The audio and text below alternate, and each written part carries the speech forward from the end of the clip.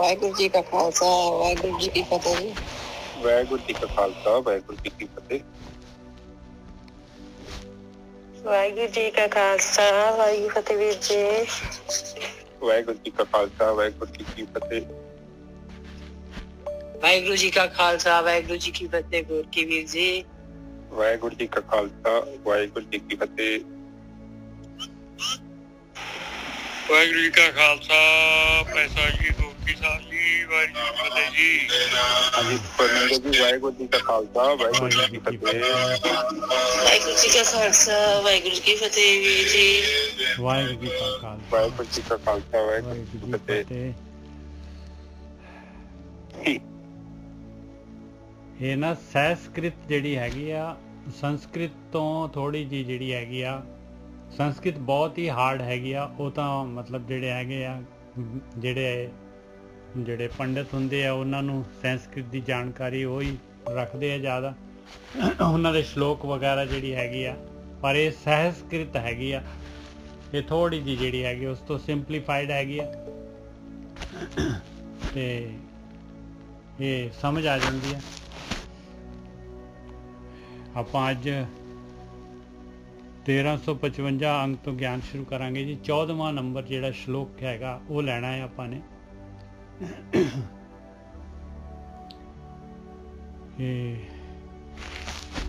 ਇਹਦੇ ਵਿੱਚ ਜਿਹੜੇ ਇਸ ਤੋਂ ਪਹਿਲਾਂ ਆਪਾਂ ਨੇ ਜਿਹੜਾ ਹੈਗਾ ਲਿਆ ਸੀ 13 ਨੰਬਰ, ਉਹਦੇ ਵਿੱਚ ਮਹਾਰਾਜ ਨੇ ਦੱਸਿਆ ਸੀਗਾ ਕਿ ਜੇ ਗਿਆਨ ਲੈ ਲੈ ਇਨਸਾਨ ਤੇ ਤਾਂ ਜਿਹੜੇ ਹੈਗੇ ਆ ਗਿਆਨ ਲੈ ਕੇ ਜਦ ਜਿਹੜਾ ਹੈਗਾ ਧਿਆਨ ਸਿਮਰਨ ਕਰਦਾ ਹੈ ਤੇ ਤਾਂ ਉਹਦਾ ਜਿਹੜਾ ਹੈਗਾ ਮਾਨ ਜਿਹੜਾ ਹੈਗਾ ਤਿਆਗ ਹੁੰਦਾ ਹੈ। ਭਾਈ ਤਤ ਗਿਆਨ ਲੈਣਾ ਪੈਂਦਾ ਹੈ।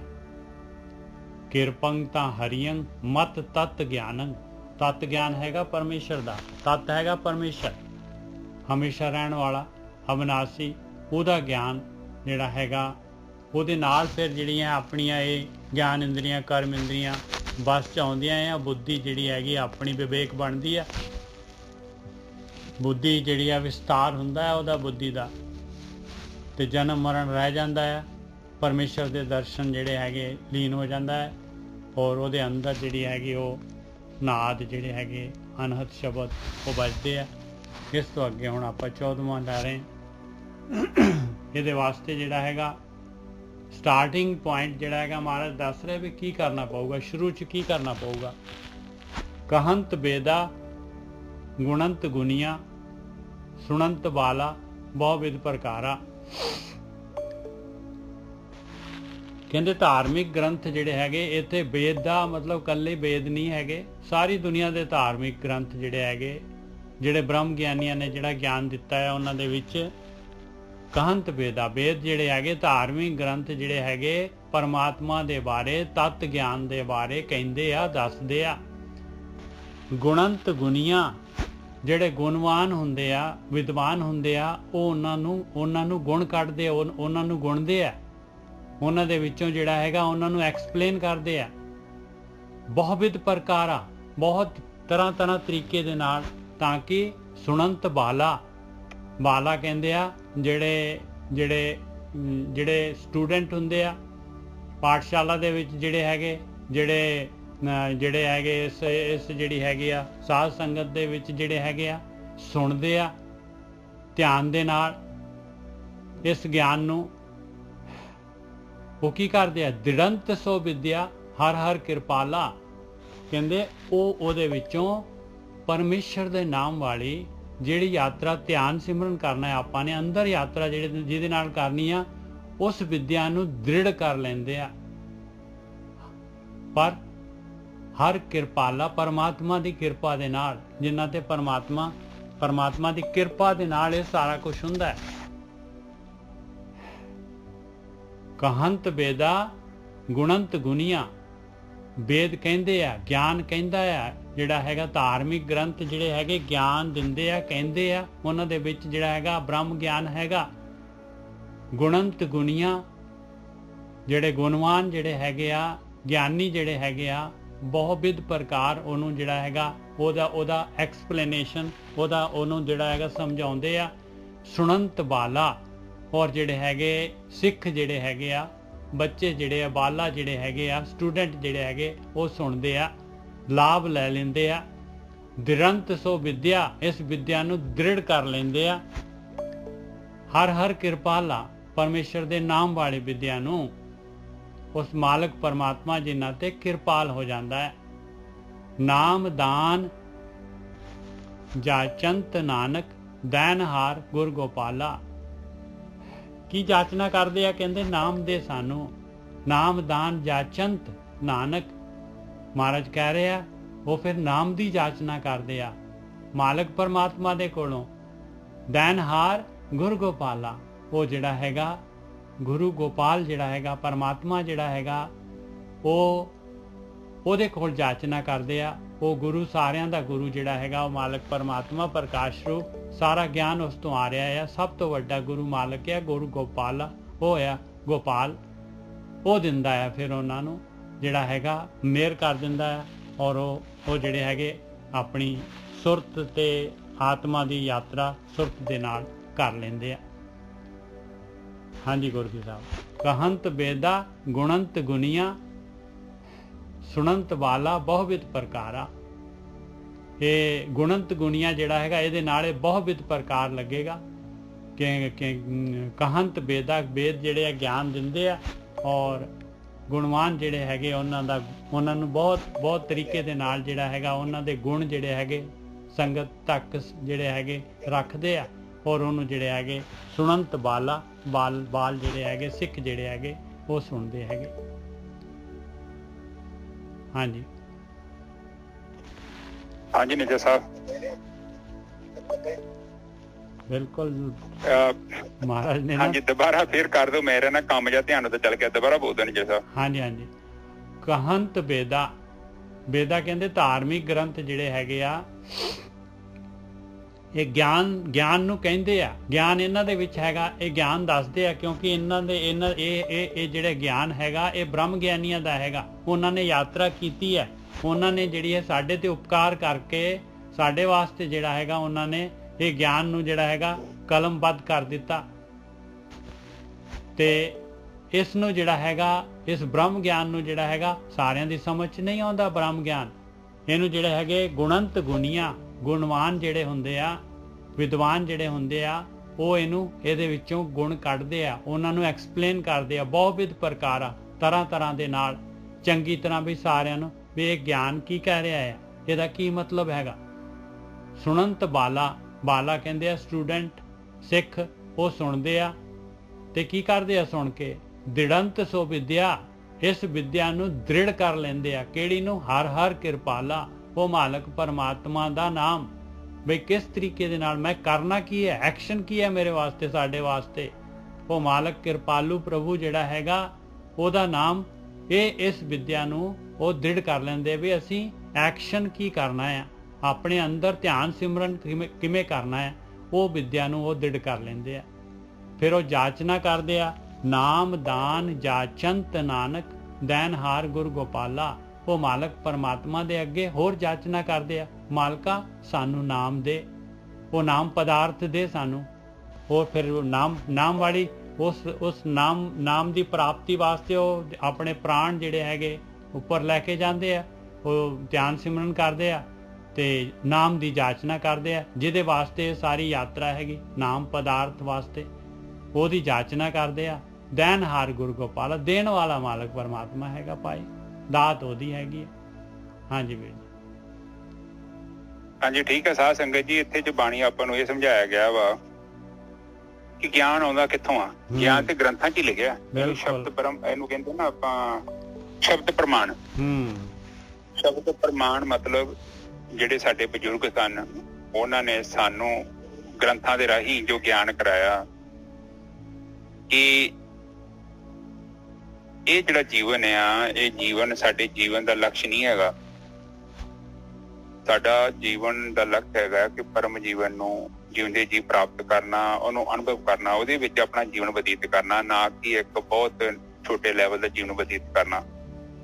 ਇਹ ਗਿਆਨ ਜਿਹੜਾ ਸਾਨੂੰ ਉਹਨੂੰ ਗ੍ਰੰਥਾਂ ਨੂੰ ਪੜ੍ਹਨ ਤੋਂ ਬਾਅਦ ਹੁੰਦਾ, ਔਰ ਉਸ ਤੋਂ ਬਾਅਦ ਫਿਰ ਗ੍ਰੰਥਾਂ ਦੇ ਵਿੱਚ ਉਹ ਜੀਵਨ ਕਿੱਦਾਂ ਪ੍ਰਾਪਤ ਕਰਨਾ ਹੈ ਉਹਦੇ ਬਾਰੇ ਵੀ ਗ੍ਰੰਥਾਂ ਦੇ ਵਿੱਚ ਪੜ੍ਹਨ ਤੋਂ ਬਾਅਦ ਸਾਡੇ ਮਨ 'ਚ ਇੱਕ ਇੱਛਾ ਜਾਗਦੀ ਹੈ ਨਜ਼ਰ ਸਾਹਿਬ। ਬਿਲਕੁਲ। ਜਿੱਦਾਂ ਆਪਾਂ ਕੋਈ ਆਪਾਂ ਨਹੀਂ ਕਹਿ ਦਿੰਦੇ ਵੀ ਫਲਾਣੇ ਰੈਸਟੋਰੈਂਟ 'ਚ ਖਾਣਾ ਬਹੁਤ ਵਧੀਆ ਬਣਿਆ ਤੇ 2-4 ਬੰਦੇ ਕਹਿਣਗੇ ਤੇ ਆਪਾਂ ਵਧੋ ਵਧੀ ਉੱਥੇ ਰੋਟੀ ਖਾਣ ਜਾਂਦੇ ਹਾਂ। ਕਿਉਂ ਜਾਂਦੇ ਹਾਂ? ਕਿਉਂਕਿ ਸ਼ਬਦ ਪ੍ਰਮਾਣ ਆ, ਲੋਕਾਂ ਨੇ ਆਪਣੇ ਰਿਸ਼ਤੇਦਾਰਾਂ ਨੇ ਕਿਹਾ ਵਾ ਕਿ ਚੀਜ਼ ਖਾਧੀ ਬਹੁਤ ਵਧੀਆ, ਤੁਸੀਂ ਤਕਰੋ ਤੇ ਖਾ ਕੇ ਆਓ ਰੋਟੀ।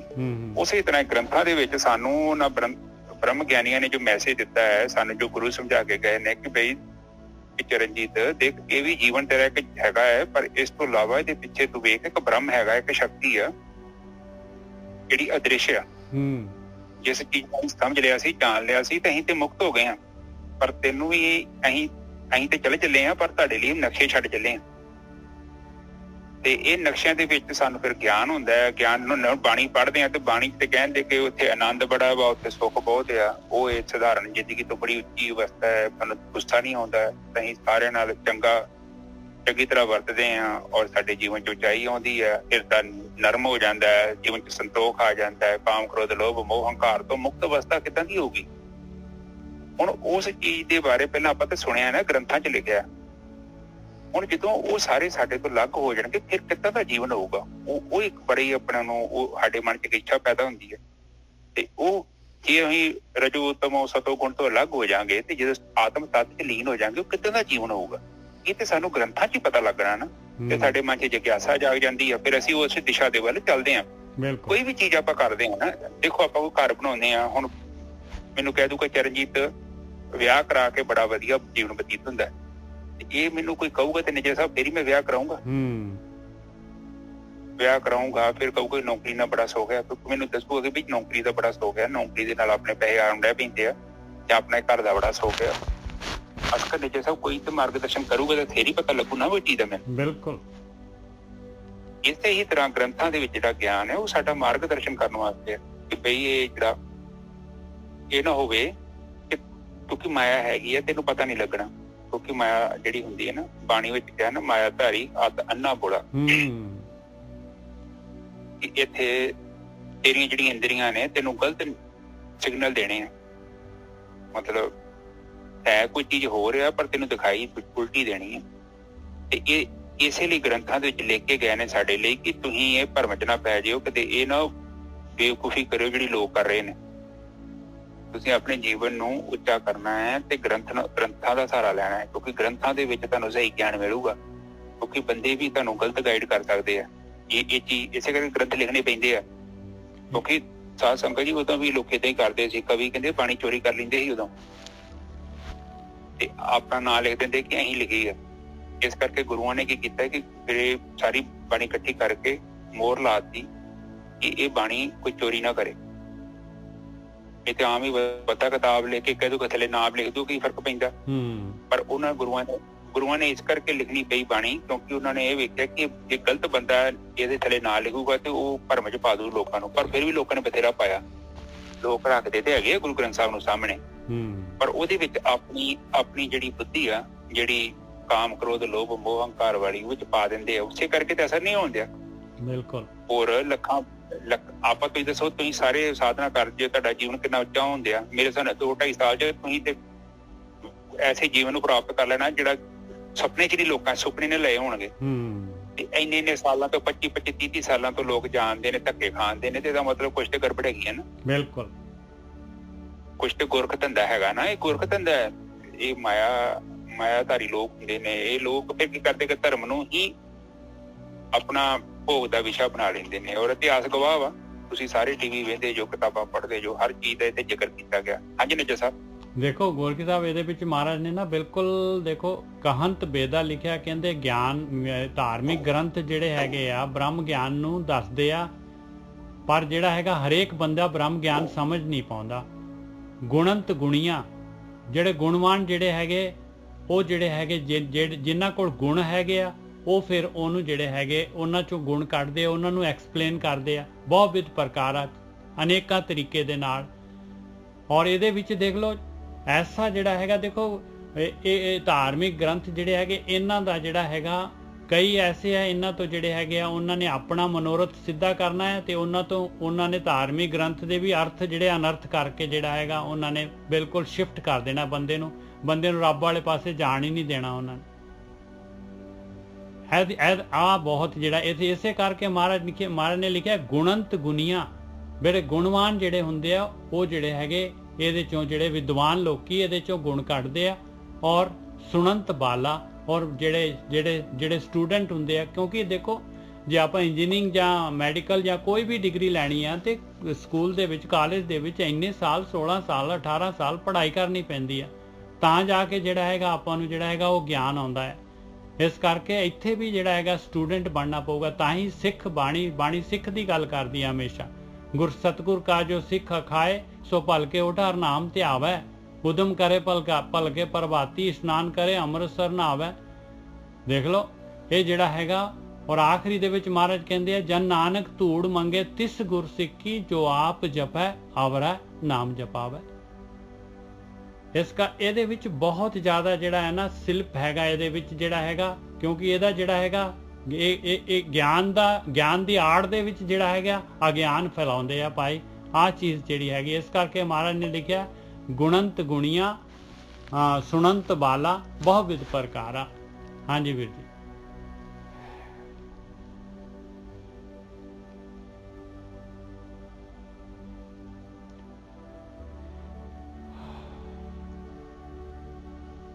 ਹਾਂਜੀ ਠੀਕ ਹੈ ਨਿਜਾ ਸਾਹਿਬ, ਠੀਕ ਹੈ। ਹਾਂਜੀ ਹੁਣ ਅਗਲੀ ਤੁਕ ਤੇ ਆ ਜੀ ਆਪਾਂ।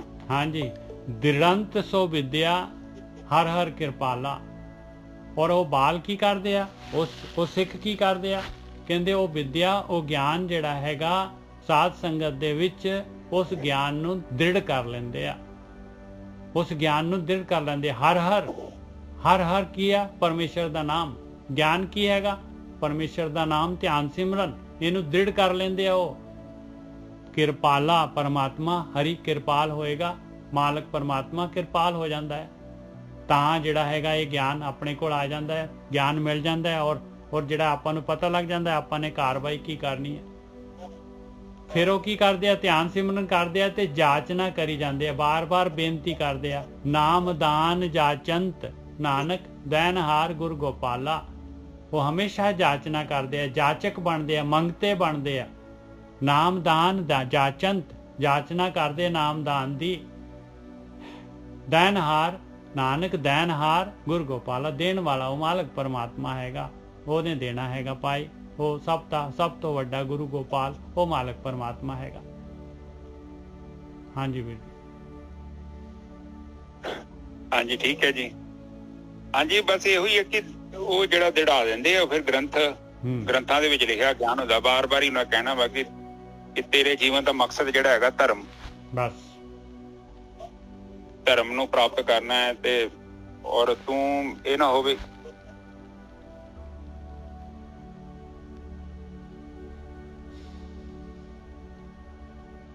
ਅੱਜ ਵੀ ਬਿਜ਼ੀ ਲੱਗਦੇ ਆ ਤੁਸੀਂ।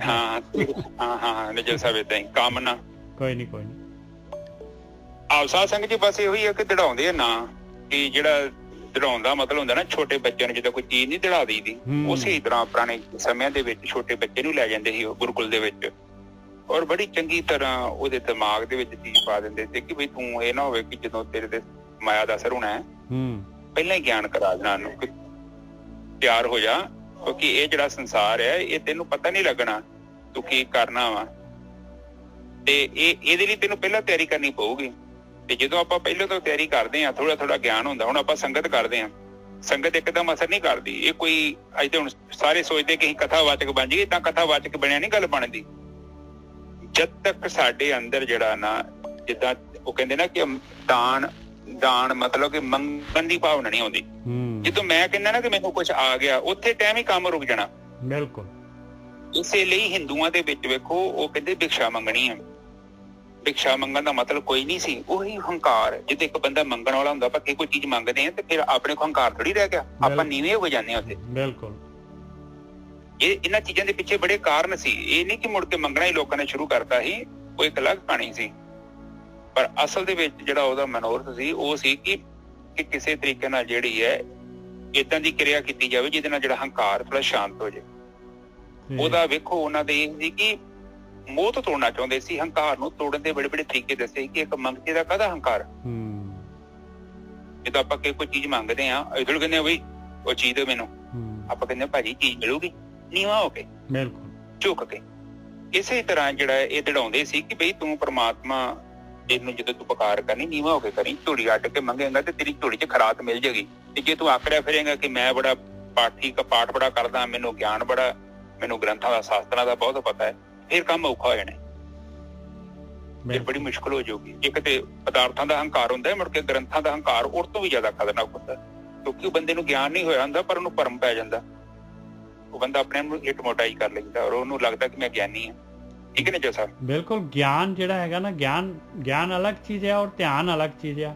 ਗਿਆਨ ਜਿਹਨੂੰ ਧਿਆਨ ਹੈਗਾ, ਜਿਹੜਾ ਧਿਆਨ ਕਰ ਰਿਹਾ ਉਹਨੂੰ ਹੀ ਗਿਆਨ ਆ ਭਾਈ। ਬਾਕੀ ਗਿਆਨ ਤਾਂ ਜਿਹੜਾ ਹੈਗਾ ਆਪਣੇ ਆਖਰੀ ਗਿਆਨ ਹੈ, ਉਹਦੇ ਨਾਲ ਕੀ ਹੋ ਜਾਊਗਾ? ਉਹਦੇ ਨਾਲ ਥੋੜੀ ਨਾ ਆਪਾਂ ਨੂੰ ਜਿਹੜਾ ਹੈਗਾ GPS ਆ ਗਿਆ ਆਪਣੇ ਹੱਥ ਦੇ ਵਿੱਚ ਤੇ ਪਤਾ ਹੈ ਵੀ ਫਲਾਨੀ ਜਗ੍ਹਾ ਤੇ ਇੱਥੇ ਜਾਣਾ ਹੈ, ਉੱਥੇ ਖਜ਼ਾਨਾ ਹੈ, ਖੋਦਣਾ ਪੈਣਾ ਹੈ। ਉਹ ਜਦ ਆਪਾਂ ਜਾਵਾਂਗੇ ਨਹੀਂ, ਖੋਦਾਂਗੇ ਨਹੀਂ ਤੇ ਕਿਹੜੇ ਪਾਸਿਓਂ ਆਪਾਂ ਨੂੰ ਕੁਝ ਪ੍ਰਾਪਤੀ ਹੋਊਗੀ? ਭਾਵੇਂ ਨਕਸ਼ੇ ਨੂੰ ਲੈ ਕੇ ਜਿਹੜਾ ਹੈਗਾ ਉਹਨੂੰ ਭਾਵੇਂ ਸਾਰੀ ਰਾਤ ਸਰਾਣੇ ਦੇ ਥੱਲੇ ਰੱਖ ਕੇ ਸੁੱਤੇ ਰਹੋ।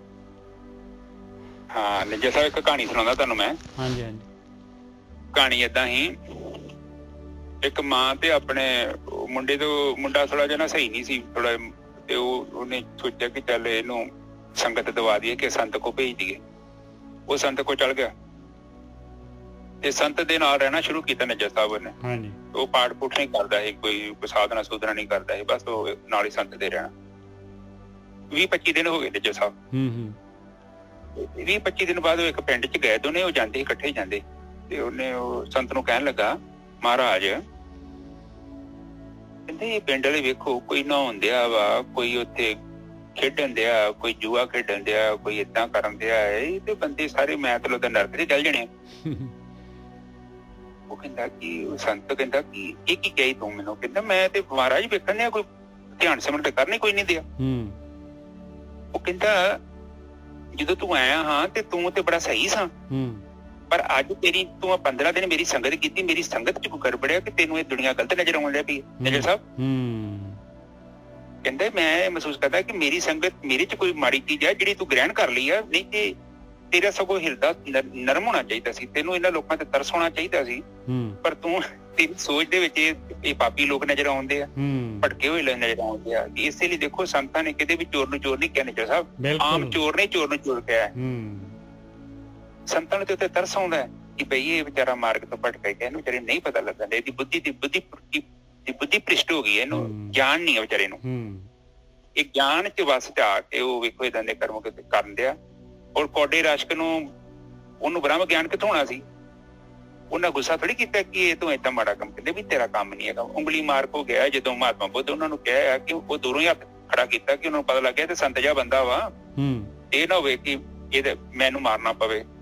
ਉਹ ਕਹਿੰਦਾ ਕਿ ਮਤਲਬ ਹੁਣ ਦੂਰੋਂ ਆਵਾਜ਼ ਮਾਰਤੀ ਉਂਗਲੀ ਮਾਰਨੇ ਕਿ ਤੂੰ ਏਦਾਂ ਮੇਰੇ ਲਾਗੇ ਨਾ, ਤੈਨੂੰ ਪਤਾ ਮੈਂ ਕੌਣ ਹੈਗਾ? ਕਹਿੰਦਾ ਮੈਨੂੰ ਪਤਾ ਤੂੰ ਕੌਣ ਹੈਗਾ, ਇਸੇ ਕਰਕੇ ਤੇ ਆਇਆ ਵਾਂ, ਤੇਰਾ ਇੱਕ ਬੰਦਾ ਘੱਟ ਹੈ, ਪੂਰਾ ਕਰਨਾ ਆਪਾਂ ਤੇ ਤੇਰੇ 100 ਬੰਦੇ ਪੂਰੇ ਹੋ ਜਾਣਗੇ, ਤੇਰੇ ਮਨ ਨੂੰ ਸ਼ਾਂਤੀ ਹੈ। ਤੇ ਮੈਂ ਵੇਖਣ ਤੂੰ ਬੜੇ ਸਮੇਂ ਤੋਂ ਵੇਟ ਕਰ ਰਿਹਾ, ਤੈਨੂੰ ਇੱਕ ਬੰਦਾ ਨਹੀਂ ਮਿਲ ਰਿਹਾ, ਤੇ ਇਸ ਕਰਕੇ ਮੈਂ ਕਿ ਤੇਰੇ 100 ਬੰਦੇ ਪੂਰੇ ਹੋ ਜਾਣ ਤੇ ਜਿਹੜੀ ਤੂੰ ਸ਼ਬਦ ਲਈ ਆ ਤੇਰੀ ਪੂਰੀ ਹੋ ਜਾਏ। ਤੇ ਉਹ ਗੱਲ ਉਹਦੇ ਕੋਲ ਗਿਆ ਤੇ ਉਹ ਕਹਿੰਦਾ ਕਿ ਇੱਕ ਕੰਮ ਕਰ ਮੇਰਾ।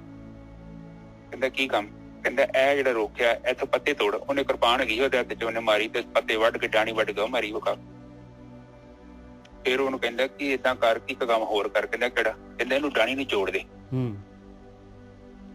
ਉਹ ਕਹਿੰਦਾ ਮੈਂ ਜੋੜ ਤੇ ਨਹੀਂ ਸਕਦਾ, ਮੈਂ ਕਿਹਦਾ ਜੋੜ ਦੂੰਗਾ। ਕਹਿੰਦਾ ਜੇ ਡਾਣੀ ਨਹੀਂ ਤੇ ਜੋੜ ਸਕਦਾ, ਪੀੜੇ ਦੇ ਬੰਦੇ ਮਾਰਨੇ ਆ ਵਾ, ਇਹ ਤੈਨੂੰ ਕਿੰਨੇ ਹੱਕ ਦਿੱਤਾ?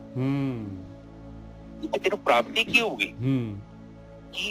ਕੀ ਤੈਨੂੰ 100 ਬੰਦਾ ਕਰਕੇ ਮੰਨ ਲਾ, ਤੂੰ ਤੈਨੂੰ ਕੀ ਮਿਲੂਗਾ? ਤੂੰ ਕਿੰਨਾ ਕੁ ਚੰਗਾ ਕੰਮ ਕਰ ਰਿਹਾ। ਸੋ ਕਹਿਣ ਤੋਂ ਭਾਵੇਂ ਨਿੱਜਰ ਸਾਹਿਬ ਹਮੇਸ਼ਾ ਹੀ ਸੰਤਾਂ ਨੂੰ ਮਾੜੇ ਬੰਦਿਆਂ ਤੇ ਤਰਸ ਹੀ ਆਇਆ। ਬਿਲਕੁਲ, ਕਿਉਂਕਿ ਉਹ ਬੰਦੇ ਏਦਾਂ ਦੇ ਮਾਰਗ ਤੋਂ ਭਟਕੇ ਵਿਚਾਰੇ, ਨਹੀਂ ਪਤਾ ਲੱਗਦਾ ਇਹਨਾਂ ਨੂੰ, ਉਹਨਾਂ ਦੀ ਬੁੱਧੀ ਕੰਮ ਨਹੀਂ ਕਰਨ ਦੀ। ਜੇ ਪਤਾ ਹੋਵੇ ਨਿੱਜਰ ਸਾਹਿਬ ਕੋਈ ਜ਼ਹਿਰ ਥੋੜੀ ਪੀ ਸਕਦਾ।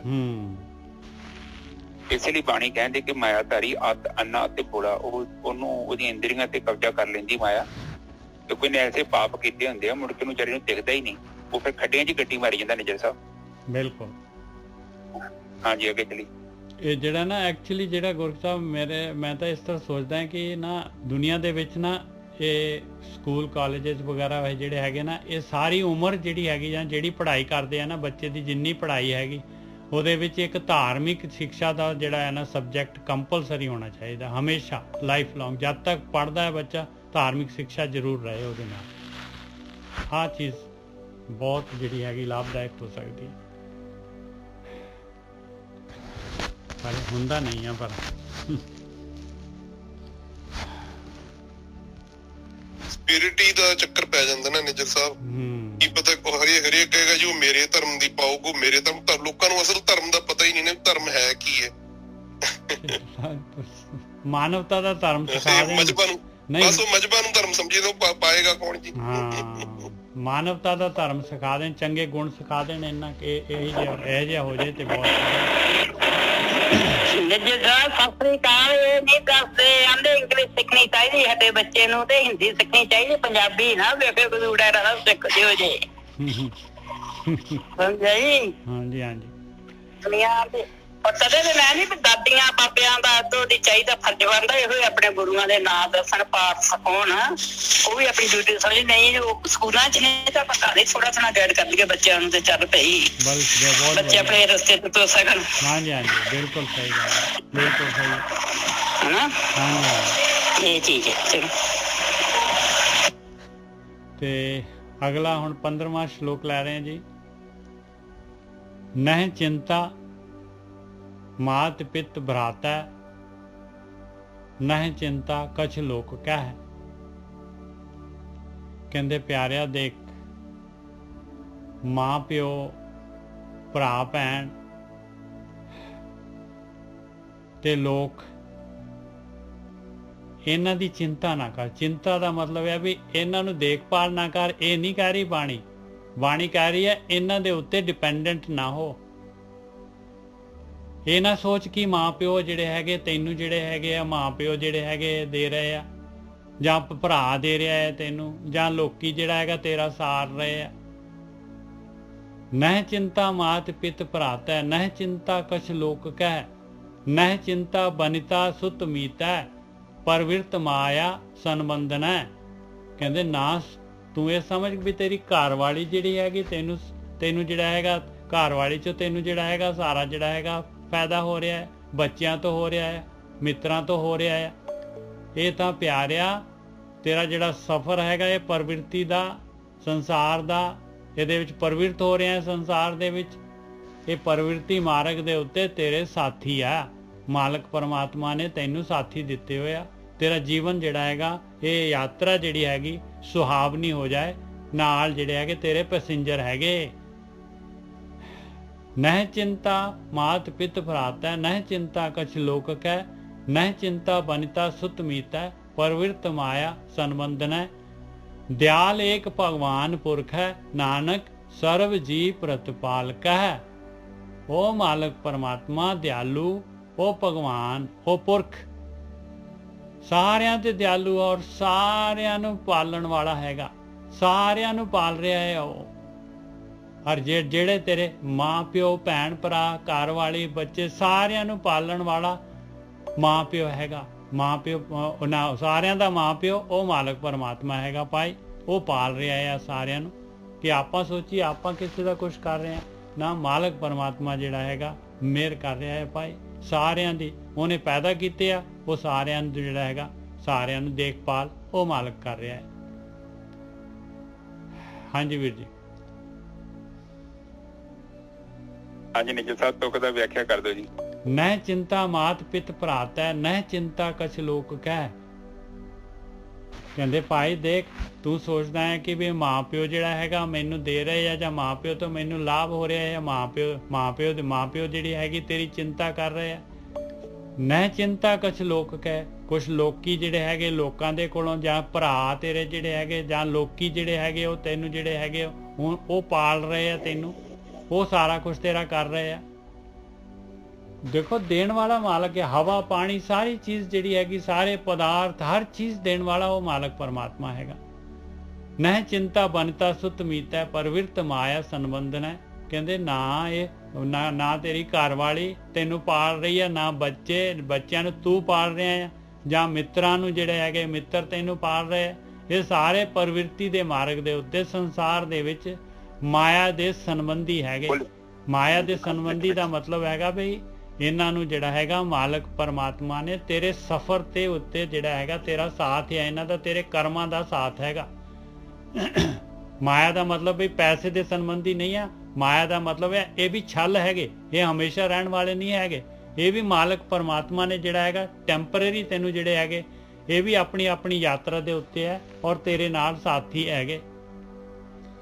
ਦਇਆਲ ਏਕ ਭਗਵਾਨ ਪੁਰਖ ਹੈ, ਨਾਨਕ ਸਰਬ ਜੀ ਪ੍ਰਤਪਾਲਕ ਹੈ। ਉਹ ਮਾਲਕ ਪਰਮਾਤਮਾ ਦਿਆਲੂ, ਉਹ ਪੁਰਖ ਭਗਵਾਨ ਸਾਰੇ ਜੀਵਾਂ ਨੂੰ ਪਾਲ ਰਿਹਾ ਹੈ ਭਾਈ, ਸਾਰੇ ਜੀਵਾਂ ਨੂੰ ਪਾਲ ਰਿਹਾ ਹੈ। ਹਾਂਜੀ ਵੀਰ ਜੀ।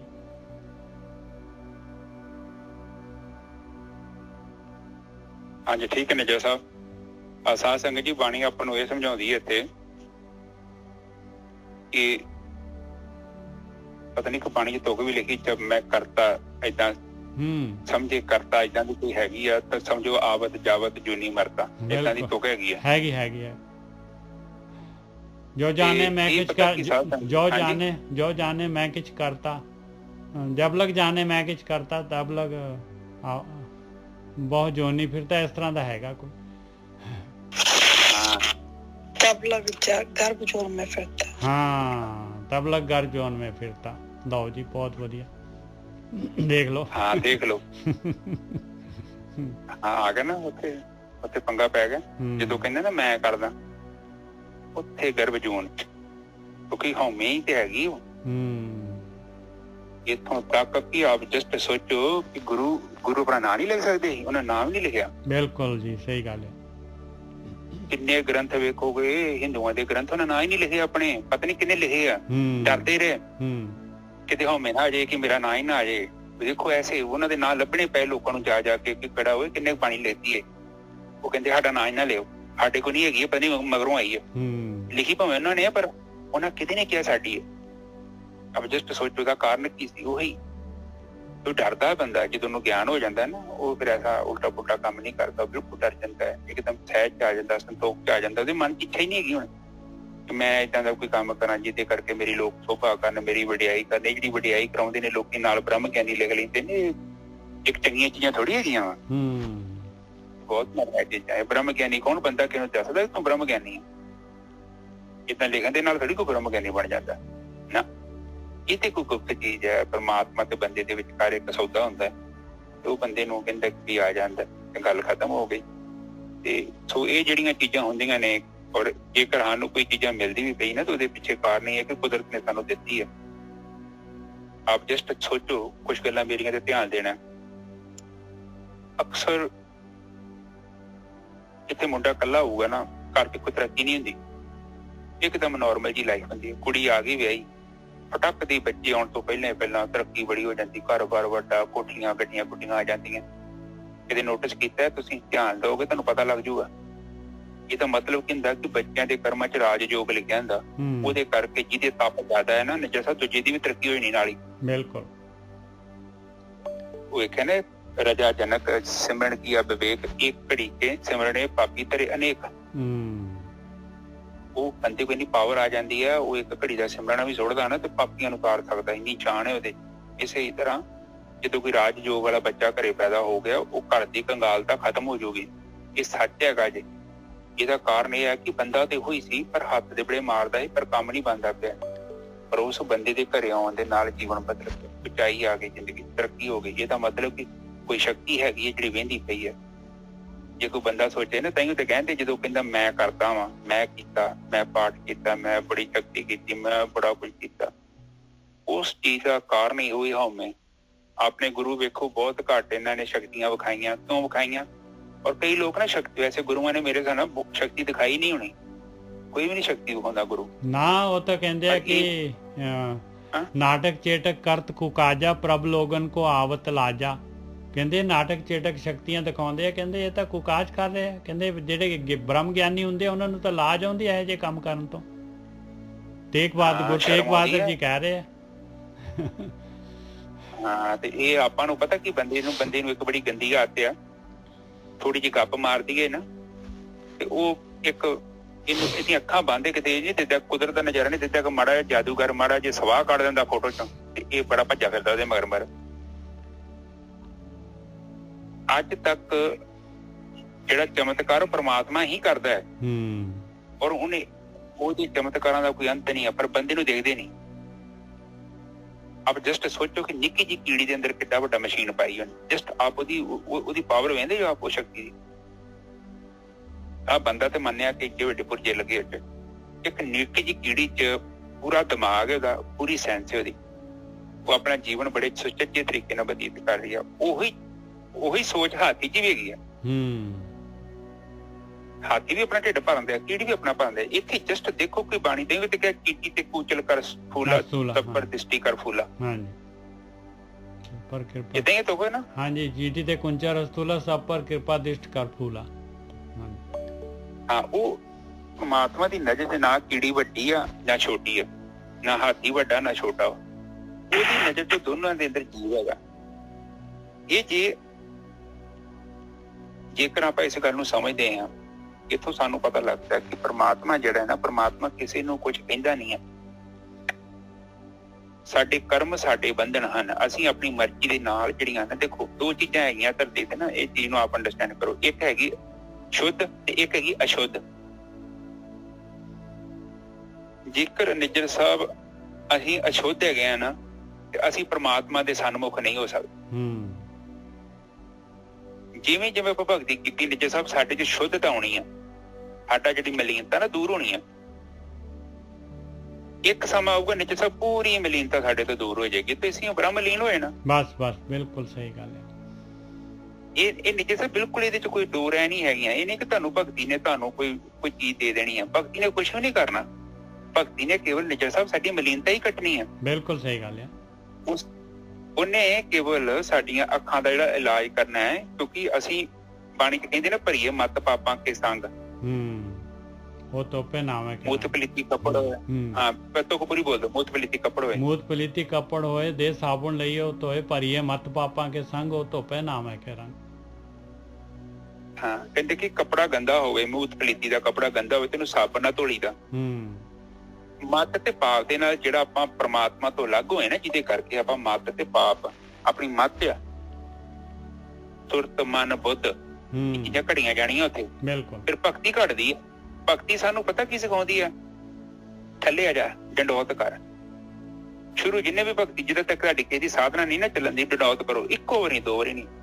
ਮੱਥਾ ਟੇਕ ਕੇ ਪਰਮਾਤਮਾ ਦੇ ਚਰਨਾਂ ਉਹਨੂੰ ਹਾਜ਼ਰ ਨਾਜ਼ਰ, ਦੋਨੋਂ ਹੱਥ ਤਲੀਆਂ ਥੱਲੇ ਧਰਤੀ ਤੇ ਲਾ ਕੇ ਕਹੋ ਕਿ ਮੇਰੇ ਪਿਤਾ, ਮੈਨੂੰ ਨਹੀਂ ਪਤਾ, ਮਾਰਗ ਦਰਸ਼ਨ ਕਰ। ਕੇਵਲ ਇੱਕ ਅਰਦਾਸ ਕਰਨ ਦੀ ਲੋੜ ਹੈ, ਜੀਵਨ ਤੁਹਾਡਾ ਬਦਲ ਜਾਊਗਾ। ਪਰ ਬੰਦਾ ਅਰਦਾਸ ਕਰਦਾ ਨਹੀਂ ਆ, ਔਰ ਨਾ ਹੀ ਬੰਦੇ ਨੂੰ ਦਿਖਦਾ ਹੈ। ਆਪ ਜਸਟ ਸੋਚੋ, ਇਹ ਸਾਰੇ ਇੱਕ ਜਾਦੂ ਦਾ ਤਮਾਸ਼ਾ ਹੈ। ਇਹਨਾਂ ਸੰਤਾਂ ਨੇ ਇਹ ਚੀਜ਼ਾਂ ਲੱਭ ਲਈਆਂ ਸੀ ਉਦੋਂ ਕਿ ਇਹ ਬੰਦਾ ਤੇ ਉਹੀ ਘੁੰਮੀ ਜਾ ਰਿਹਾ ਬਾਰ-ਬਾਰ ਖੂਹ ਦੀ ਡੰਡਾ ਵਾਂਗੂ, ਤੇ ਉਹਨਾਂ ਨੇ ਫਿਰ ਇਹ ਭਗਤੀ ਕਰ, ਇਹ ਗਿਆਨ ਵੀ ਜਿਹੜਾ ਨਿੱਜਰ ਸਾਹਿਬ ਪਰਮਾਤਮਾ ਤੋਂ ਹੀ ਆਇਆ ਵਾ। ਇਹ ਕੋਈ ਬੰਦੇ ਦਾ ਗਿਆਨ ਨਹੀਂ ਹੈਗਾ। ਇਸ ਲਈ ਲੋਕੀ ਕਹਿੰਦੇ ਨਹੀਂ ਕਿ ਸਾਡਾ ਗਿਆਨ ਹੈ। ਨਾ ਬਿਲਕੁਲ ਨਹੀਂ, ਕਿਉਂਕਿ ਆ ਹੀ ਨਹੀਂ ਸਕਦਾ ਬੰਦਾ। ਗੇਮ ਹੈ ਨਾ। ਹਾਂ, ਰਾਹ ਨਹੀਂ ਰੱਖਿਆ ਨਿੱਜਰ ਸਾਹਿਬ। ਇਹ ਰਾਹ ਹੀ ਨਹੀਂ ਰੱਖਿਆ ਤੇ ਕਿੱਦਾਂ ਉਹ ਰਾਹ ਲੱਭਾਂਗੇ? ਦੱਸੋ। ਬਿਲਕੁਲ ਸਹੀ ਗੱਲ ਹੈ। ਜੇ ਕਮਰੇ 'ਚ ਬੂਆ ਹੈ, ਕਹਿੰਦੇ ਨਿੱਜਰ ਸਾਹਿਬ ਆਪਾਂ ਲੱਭ ਲਾਂਗੇ, ਜਦੋਂ ਬੂਆ ਹੀ ਨਾ ਹੋਊ ਤਾਂ ਕਿੱਥੋਂ ਲੱਭ ਲਓਗੇ? ਦੱਸੋ। ਬਿਲਕੁਲ ਸਹੀ ਗੱਲ ਹੈ। ਮਾਲਕ ਨੇ ਜਿਹੜਾ ਦਸਮ ਦੁਆਰ ਮਾਲਕ ਨੇ ਬਣਾਇਆ ਹੈ, ਸਾਰਾ ਕੁਝ ਮਾਲਕ ਨੇ ਬਣਾਇਆ ਹੈ ਕਿ ਗਿਆਨ ਉਹਨੇ ਦੇਣਾ ਹੈ, ਤਾਂ ਹੀ ਤਾਂ ਜਿਹੜਾ ਹੈਗਾ। ਨਹੀਂ ਤਾਂ ਕਿਵੇਂ ਆਪਾਂ ਜਿਹੜੇ ਹੈਗੇ ਲੜ ਸਕਾਂਗੇ ਭਾਈ? ਜਿਹੜਾ ਮੈਚ ਰੱਖਿਆ ਹੋਇਆ ਕਾਮ ਕ੍ਰੋਧ ਲੋਭ ਓਂਕਾਰ, ਜਿਹੜਾ ਆਪੋਜ਼ਿਟ ਟੀਮ ਦੇ ਨਾਲ, ਤੇ ਜੇ ਮੈਚ ਕਰਨਾ ਹੈ ਤੇ ਸਾਨੂੰ ਵੀ ਦੂਸਰੀ ਟੀਮ ਨੂੰ ਵੀ ਤਾਂ ਕੁਝ ਕੋਚ ਦੇਣਾ ਪਊਗਾ। ਬਗੈਰ ਕੋਚ ਦੇ ਕਿਵੇਂ ਹੋ ਜਾਊਗਾ? ਨਿੱਜਰ ਸਾਹਿਬ ਪਰਮਾਤਮਾ ਨੇ ਨਾ ਬਰਾਬਰ ਦੀ ਪਾਵਰ ਦਿੱਤੀ ਆ।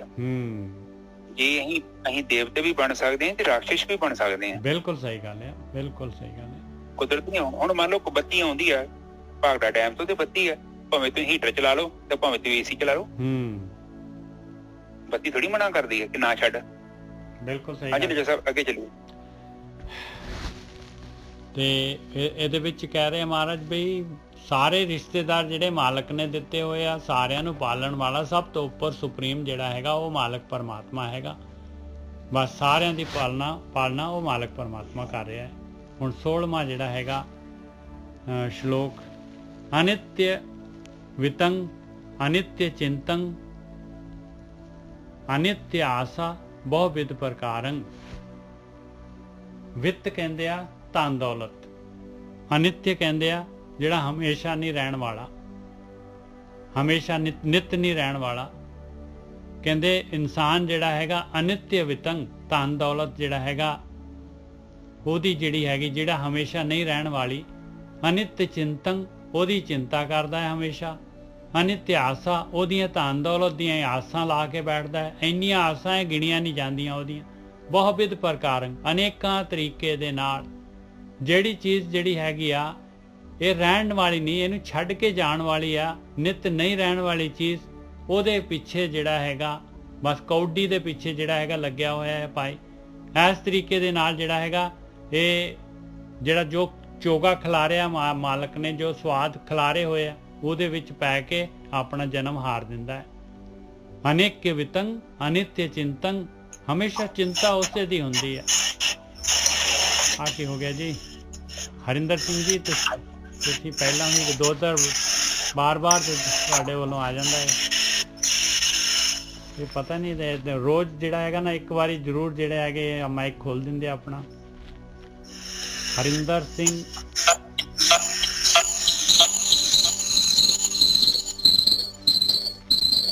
ਸਾਡੇ ਕੋਲ ਤਾਂ ਕੋਈ ਆਪਸ਼ਨ ਹੀ ਨਹੀਂ ਹੈਗਾ ਜੀ, ਬੰਦ ਹੋ ਗਏ।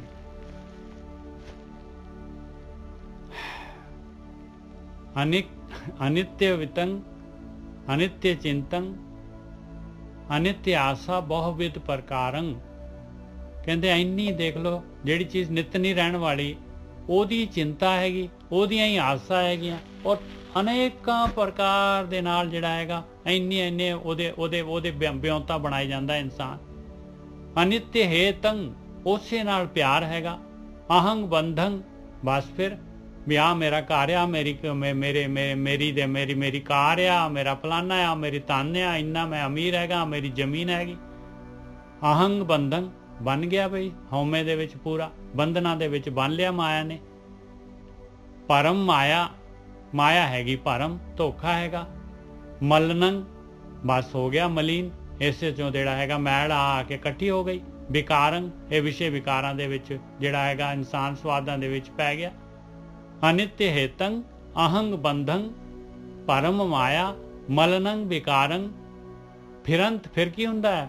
ਕਹਿੰਦੇ ਫਿਰੰਤ ਜੋਨ ਅਨੇਕ ਜਠਰਾਗਨ। ਕਹਿੰਦੇ ਬਸ ਇੰਨੀਆਂ ਜੂਨਾਂ ਦੇ ਵਿੱਚ ਜਾਂਦਾ ਹੈ, ਬਾਰ-ਬਾਰ ਮਾਂ ਦੇ ਪੇਟ 'ਚ, ਬਾਰ-ਬਾਰ ਫਿਰ ਜਿਹੜਾ ਹੈਗਾ ਫਿਰ ਜਿਹੜਾ ਜੂਨਾਂ ਦੇ ਵਿੱਚ ਫਿਰ ਜਿਹੜਾ ਹੈਗਾ ਫਿਰ ਜਨਮ ਲੈਂਦਾ, ਫਿਰ ਮਰਦਾ ਹੈ। ਫਿਰੰਤ ਜੋਨ ਅਨੇਕ ਜਠਰਾਗਨ। ਕਹਿੰਦੇ ਇੰਨੀ ਜਠਰ ਦੀ ਅੱਗ ਦੇ ਵਿੱਚ ਜਿਹੜਾ ਹੈਗਾ ਸੜਦਾ ਹੈ। ਨਹਿ ਸਿਮਰੰਤ ਮਲੀਨ ਬੁੱਧਿਅੰ। ਕਹਿੰਦਾ ਪਰਮਾਤਮਾ ਦਾ ਸਿਮਰਨ ਫਿਰ ਵੀ ਨਹੀਂ ਕਰਦਾ। ਇਹ ਧਿਆਨ ਸਿਮਰਨ ਵਾਲਾ ਜਿਹੜਾ ਹੈਗਾ ਭਗਤੀ ਵਾਲਾ ਰਸਤਾ ਫਿਰ ਵੀ ਨਹੀਂ ਅਖਤਿਆਰ ਕਰਦਾ। ਇੰਨੀ ਮਲੀਨ ਬੁੱਧੀ ਹੈਗੀ, ਕਹਿੰਦੇ ਇੰਨੀ ਜਿਹੜੀ ਹੈਗੀ ਨੀਵੀਂ ਬੁੱਧੀ ਹੈਗੀ, ਇੰਨੀ ਭੈੜੀ ਮੱਤ ਹੈਗੀ ਆ, ਇੰਨੀ ਮਨ ਮੱਤ ਹੈਗੀ ਆ। ਹੇ ਗੋਬਿੰਦ ਕਰਤ ਮਾਇਆ ਨਾਨਕ ਪਤਿਤ ਉਦਾਹਰਣ ਸਾਧ ਸੰਗ ਮੈਂ। ਹੇ ਮਾਲਕਾ ਤੇਰੀ ਮਾਇਆ ਆ, ਤੂੰ ਹੀ ਮਿਹਰ ਕਰਨੀ ਹੈ ਮਾਲਕਾ। ਪਤਿਤ ਹੈ, ਐਸੇ ਪਤਿਤਾਂ ਨੂੰ ਉਦਾਹਰਣ ਵਾਲਾ ਤੂੰ ਹੀ ਹੈਗਾ ਮਾਲਕਾ। ਤੂੰ ਜਿਹੜਾ ਹੈਗਾ ਬ੍ਰਹਮ ਗਿਆਨ ਦੇ ਕੇ, ਸਾਧ ਸੰਗਤ ਦੇ ਕੇ, ਸਾਧ ਸੰਗਮ ਹੈ ਮਤਲਬ ਸਾਧ ਸੰਗਤ ਦੇ ਕੇ ਤੂੰ ਜਿਹੜਾ ਹੈਗਾ ਪਤਿਤ ਨੂੰ ਉਧਾਰ ਲੈਣਾ ਹੈ।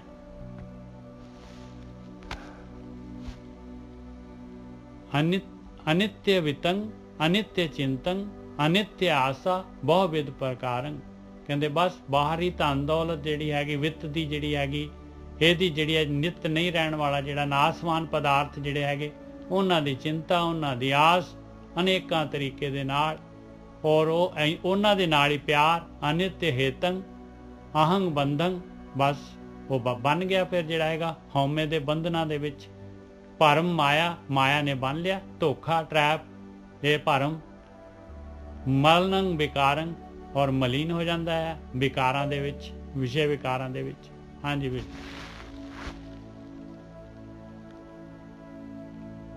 ਹਾਂਜੀ ਠੀਕ ਹੈ ਜੀ। ਬਾਣੀ ਤੇ ਉਹ ਕਹਿ ਰਹੀ ਹੈ ਕਿ ਜਦ ਤੱਕ ਆਪਾਂ ਇਹਨਾਂ ਰਸਾਂ ਚ, ਇਹਨਾਂ ਭੋਗਾਂ ਚ ਮਸਤ ਆ, ਉਹਨਾਂ ਚਿਰ ਤੱਕ ਤੇ ਗੱਲ ਬਣਨੀ ਨਹੀਂ। ਬਿਲਕੁਲ ਇਹ ਇੱਕ ਜੀਵਨ ਦਾ ਹਿੱਸਾ ਵਾ। ਜਦੋਂ ਆਪਾਂ ਨੂੰ ਪਤਾ ਲੱਗਦਾ ਕਿ ਇਹ ਚੀਜ਼ ਦੇ ਵਿੱਚ ਕੋਈ ਸਾਰ ਨਹੀਂ ਹੈਗਾ, ਤੇ ਹੋ ਸਕਦਾ ਕਿ ਆਪਾਂ ਉਹ ਚੀਜ਼ ਲੱਭ ਲਈਏ ਜਿੱਥੇ ਸਾਰ ਹੈਗਾ। ਪਰ ਪ੍ਰੋਬਲਮ ਇਹ ਹੈਗੀ ਆ ਕਿ ਇਹ ਜਿਹੜਾ ਜੀਵਨ ਹੈ ਨਾ, ਦੇਖੋ ਇਹਦੇ ਚ ਪਤਾ ਪ੍ਰੋਬਲਮ ਕੁਛ ਨਹੀਂ ਹੈਗੀ। ਪ੍ਰੋਬਲਮ ਇਹ ਆ ਕਿ ਜਦੋਂ ਆਪਾਂ ਮਨੁੱਖਾ ਜਨਮ ਤੋਂ ਡਿੱਗਦੇ ਹਾਂ ਜਥਾ ਬਹੁਤ ਥੱਲੇ ਜਾਂਦੇ ਆਪਾਂ। ਬਿਲਕੁਲ। ਹੁਣ ਪਤਾ ਨਹੀਂ ਕਿੱਦਾਂ ਜਾਂਦੇ ਆ, ਹੁਣ ਆਪਣੇ ਕਰਮ ਆ। ਹੁਣ ਹਰ ਨੂੰ ਮੈਨੂੰ ਪਤਾ ਮੈਂ ਕਾਫੀ ਮਾੜੇ ਕਰਮ ਕੀਤੇ, ਹੁਣ ਤੁਹਾਨੂੰ ਪਤਾ ਤੁਸੀਂ ਕਿੰਨੇ ਕੁ ਚੰਗੇ ਕੀਤੇ ਜਾਂ ਕਿੰਨੇ ਕੁ ਮਾੜੇ ਕੀਤੇ। ਪਰ ਪਾਤਰਤਾ ਜਿਹੜੀ ਸਾਡੇ ਜੀਵਨ ਦੀ ਆ ਨਾ, ਉਹ ਹੈਗੀ ਆ ਕਿ ਜਦ ਤੱਕ ਅਸੀਂ ਆਤਮ ਤੱਤ ਨੂੰ ਅਨੁਭਵ ਨਹੀਂ ਕਰਦੇ, ਆਤਮਾ ਨੂੰ ਚੀਨਦੇ ਨਹੀਂ, ਗਿਆਨ ਨਹੀਂ ਪ੍ਰਾਪਤ ਕਰਦੇ। ਇਹ ਜਿਹੜੀ ਯਾਤਰਾ ਹੈ ਨਾ, ਇਹ ਕੋਈ ਮਾਮੂਲੀ ਯਾਤਰਾ ਨਹੀਂ ਆ। ਆਪ ਦੇਖੋ ਸੂਰਜ ਥੱਕਣ ਦੀ ਆ ਕਿ ਧਰਤੀ ਥੱਕਣ ਦੀ ਹੈ। ਅਬ ਜਸਟ ਸੋਚੋ ਇਹ ਬ੍ਰਹਮ ਕਿੱਥੋਂ ਆ ਗਿਆ? ਇਹ ਆਪੇ ਥੋੜੀ ਹੋ ਗਿਆ ਵਾ, ਦੇਦੇ ਨਹੀਂ ਪਿਆ। ਇਹ ਤਾਂ ਪਲੈਨਿੰਗ ਆ। ਤੁਸੀਂ ਦੇਖੋ ਬਾਹਰ ਜਾ ਕੇ ਤੁਹਾਨੂੰ ਪਤਾ ਹੀ ਲੱਗਣ ਦਿਆ।